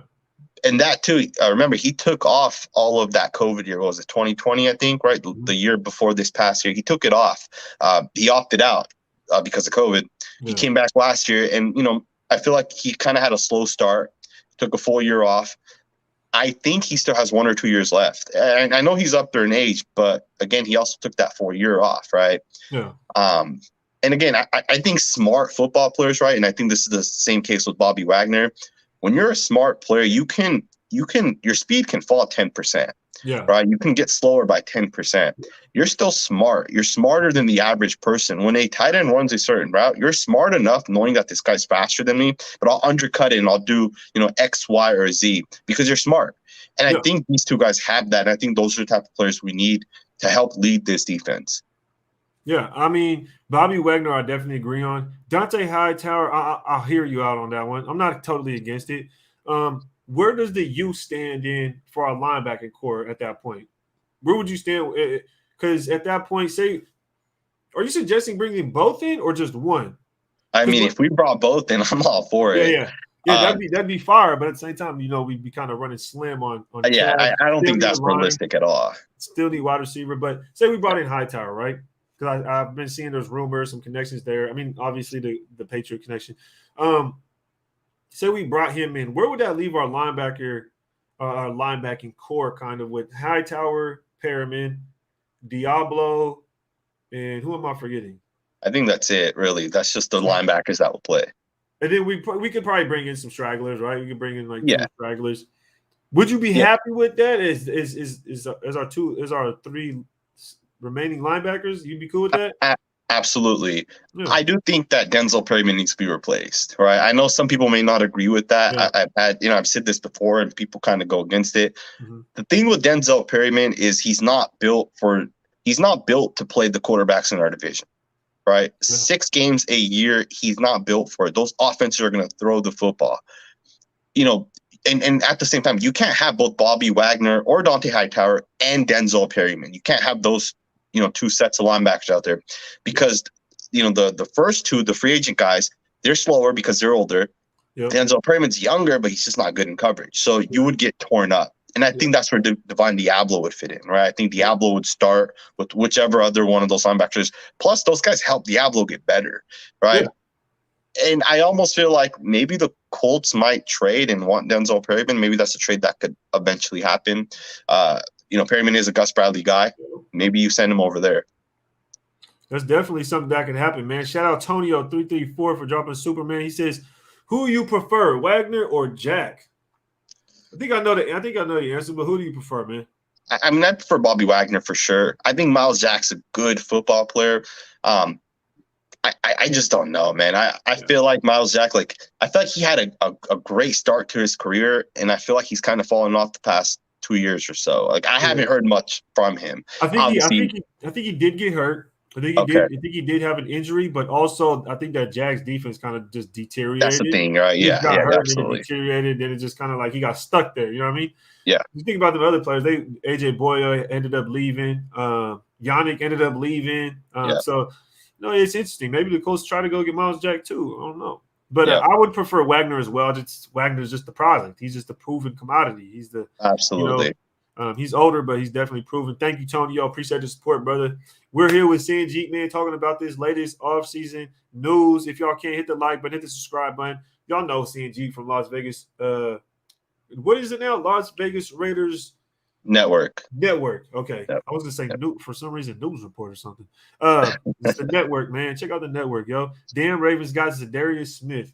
That sounds like a Ravens pickup. It just sounds like something the Ravens would do, man. Man, the AFC is getting tougher, though. The AFC is getting tougher. And speaking of the AFC, let's talk about the AFC West because the new year is officially on its way. I seen the Broncos officially traded for Russell Wilson.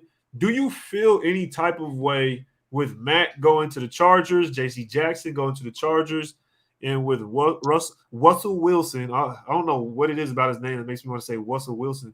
Russell Wilson going to the Broncos. Do you feel any type of way about those moves our division rivals are making?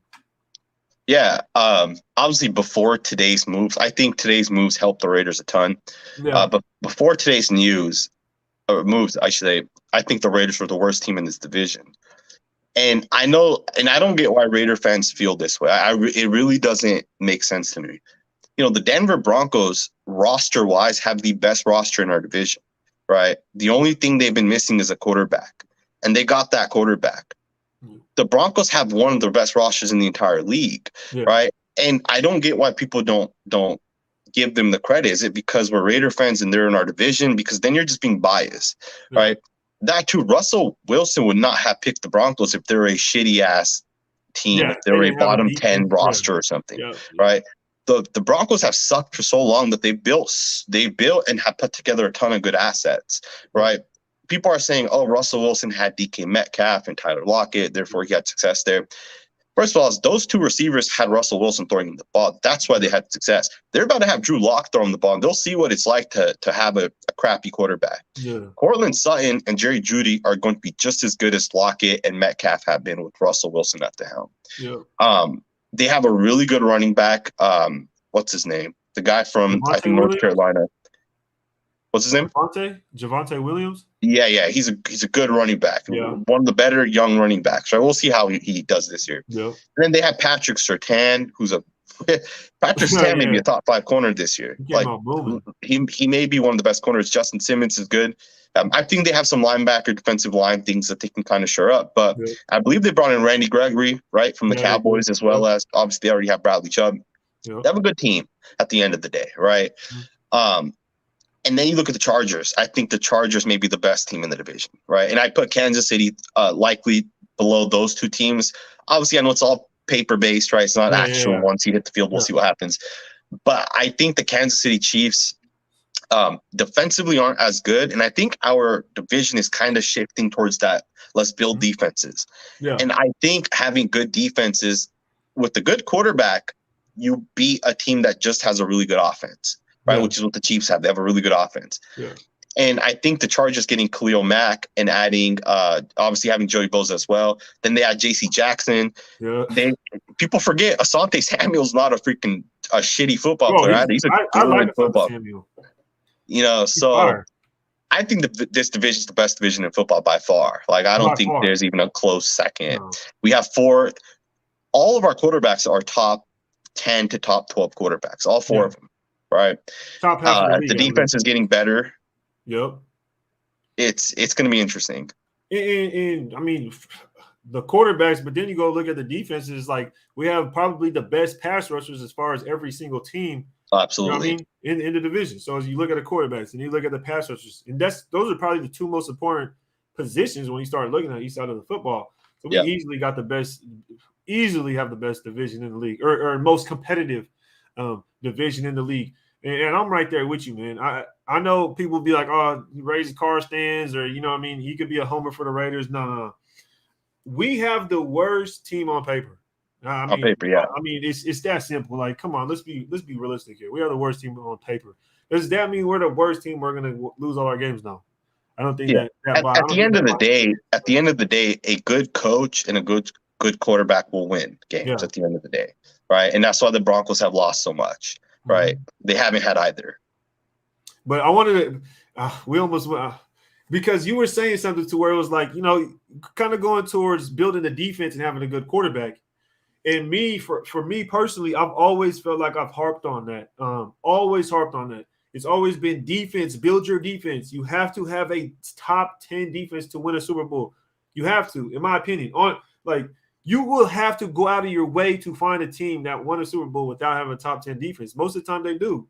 And this is something I found out when I would do my research and find information on who's the good quarterbacks, who's actually doing this, who's doing that, and how do you win. And every time you go look at these quarterbacks, you look at Tom Brady, his defenses were always top 10. His whole entire career, his defense probably averages like 7. Yeah. It probably averages like 7. Like, let's be honest. You go look at Aaron Rodgers, his defense is usually top 10. When he won the Super Bowl, it was number 1 in the league. When Russell Wilson, for instance, we talk about him coming to the division. When he won the Super Bowl, it was number 1 in the league. And he wasn't even that good. You go look at his stats. You go look at his numbers. He wasn't even that good. He definitely got better after they won the Super Bowl. And they never won a Super Bowl after, right? Exactly. As he got better. And then that second year, they go back to the Super Bowl. Again, number 1 defense in the league. Yeah. Now, and that's where that's for me, it's always defense. Like, no matter what, you have to have a good defense. I don't care what you do on the offense. Yeah, you have to have a good quarterback. But we've seen, if your defense is good enough, fucking Trent Dilfer can win that quarterback. So let me take it a step further, though. Let me take it a step further. You are right. You have to have a good defense to win.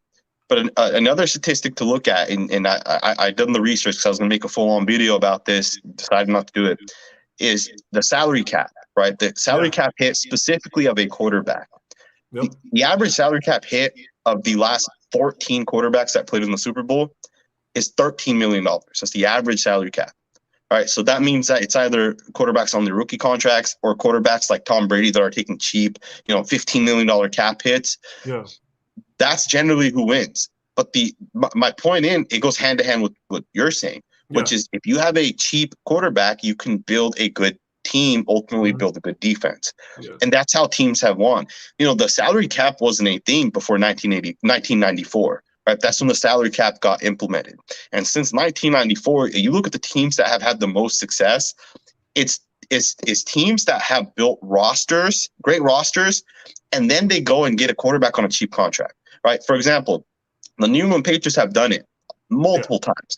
You look at 2 teams that have sucked, but then they also have made it to the Super Bowl or won a Super Bowl, the Philadelphia Eagles and the Denver Broncos. Look over the last 20 years. They've drafted well, they built rosters, and then they went out and got quarterbacks to take them to the Super Bowl. Yep. You look at the Broncos, that's what they did with Peyton Manning, and now that's what they're doing with Russell Wilson. The Denver Broncos are going to go to a Super Bowl, right? Or they're going to at least compete for a Super Bowl for the next 3 to 5 years. As long as Russell Wilson's kind of there, or as long as they can kind of keep this core together. Yeah. I almost feel like the teams, you look at Matt Ryan, Phillip Rivers, even Big Ben for most of his career, Peyton Manning, Drew Brees. These guys all have went to one Super Bowl in a 15 to 20 year career for all of these guys. Yeah. But they're all the highest paid quarterbacks, right? And I almost feel like that's kind of the wrong way to build, right? And that's kind of why I hesitate with paying Derek Carr. Reports are 35 to 40 to 40, whatever it is. That's the only reason I hesitate to pay Derek Carr, right? Is because the way to win is by having a cheap quarterback with a good roster. And that's why the Chargers are able to pay Joey Bosa and Khalil Mack $55 million this year. J.C. Jackson, though. And J.C. Jackson, throw him in as $70 million for 3 players on the defensive side, right? Nope. So, I mean, I agree with you. I 100% agree with you. And I think that only adds to, hey, defense wins championships. I mean, we've always heard it, and it just adds to that. And hopefully Ziegler knows this. Hopefully Josh McDaniels understands, like, hey, when I was over there, Bill Belichick was running defense, and we always had a good defense. Hopefully he understands that, and maybe that's the direction we're going. And I mean, so far with the moves we've made, can you say they've predominantly been defense? Yeah, I mean, we go get a corner, we go get a defensive tackle, we get an edge, and then we get another corner. Yeah, so we got 2 corners and we got 2 defensive, or we got a defensive lineman and an edge, linebacker, or DN, whatever you want to call it. So, I mean, defense win championships, man. And the last time the Raiders have had a defense that was top 20 was, I think, in 2000. It was like, I think it was probably 10 years ago or something like that, man. Yeah. And that's tough to say. Top 20. This ain't even top 10, y'all. This is top 20. So we definitely got to look at our defense. But shout out to Jonathan, man, dropping this super on us, man. He says, what do you think of the Bolden move as far as the running back room? It's a good question because I know you just broke down the running back situation going on with us. You just dropped the video. Yep. What more could you add to that now that Bolden is being added to our team? So with Bolden's a great special teams player. I think he's going to give us that like special teams type of player. He's smart, super smart player. I think it's different bringing in Bolden as opposed to James White, who was a player we targeted yesterday, right? We potentially wanted him. Brian Bolden's a little bit different. I don't know. I think maybe Jalen Richard will not be here. Kenyon Drake, it's hard for me to say the Raiders are going to cut him because we just restructured him.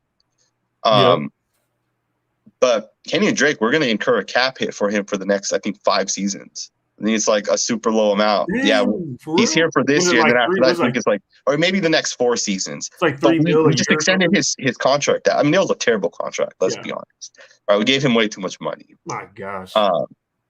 Which is kind of interesting. I don't think it really matters that we bring in Bolden. I like it, though. I think it's a good move. You think – I mean, we could talk – I mean, let's get the Mo Dizzle, man. He says Julio Jones, Landry, Renfro, Waller, and draft another wide receiver. What do you think about that? I'm not a Jarvis Landry fan, man. I hate Jarvis Landry. Really?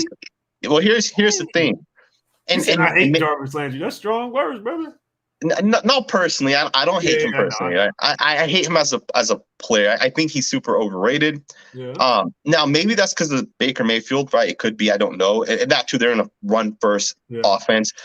But I think Landry's also a slot wide receiver, so I don't really know how he would, kind of fit in with the Raiders. I think Julio Jones is all we need on the offensive ball. And then maybe you draft a receiver.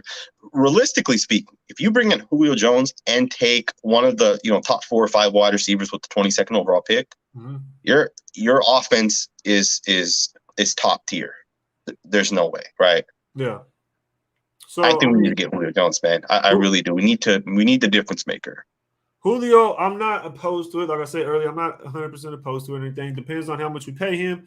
And like I said, he's a little bit older. I don't know where his production would come from or where it would go. I don't know how, but at the same time, I wasn't opposed to it. As far as Landry, I like Landry.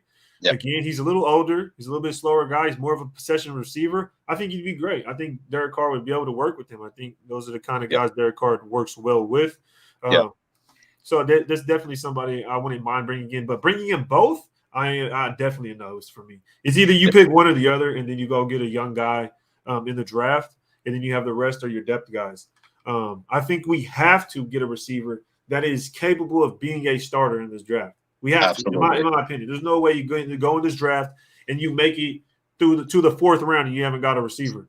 For me, I'm like, no, that's a no, because unless you think there's some type of sleeper, and you're a freaking genius, you're gonna go get Randy Moss in the 4th round. No, I just don't see. You have to get a caliber starting, at least with the potential of being a starter. I agree.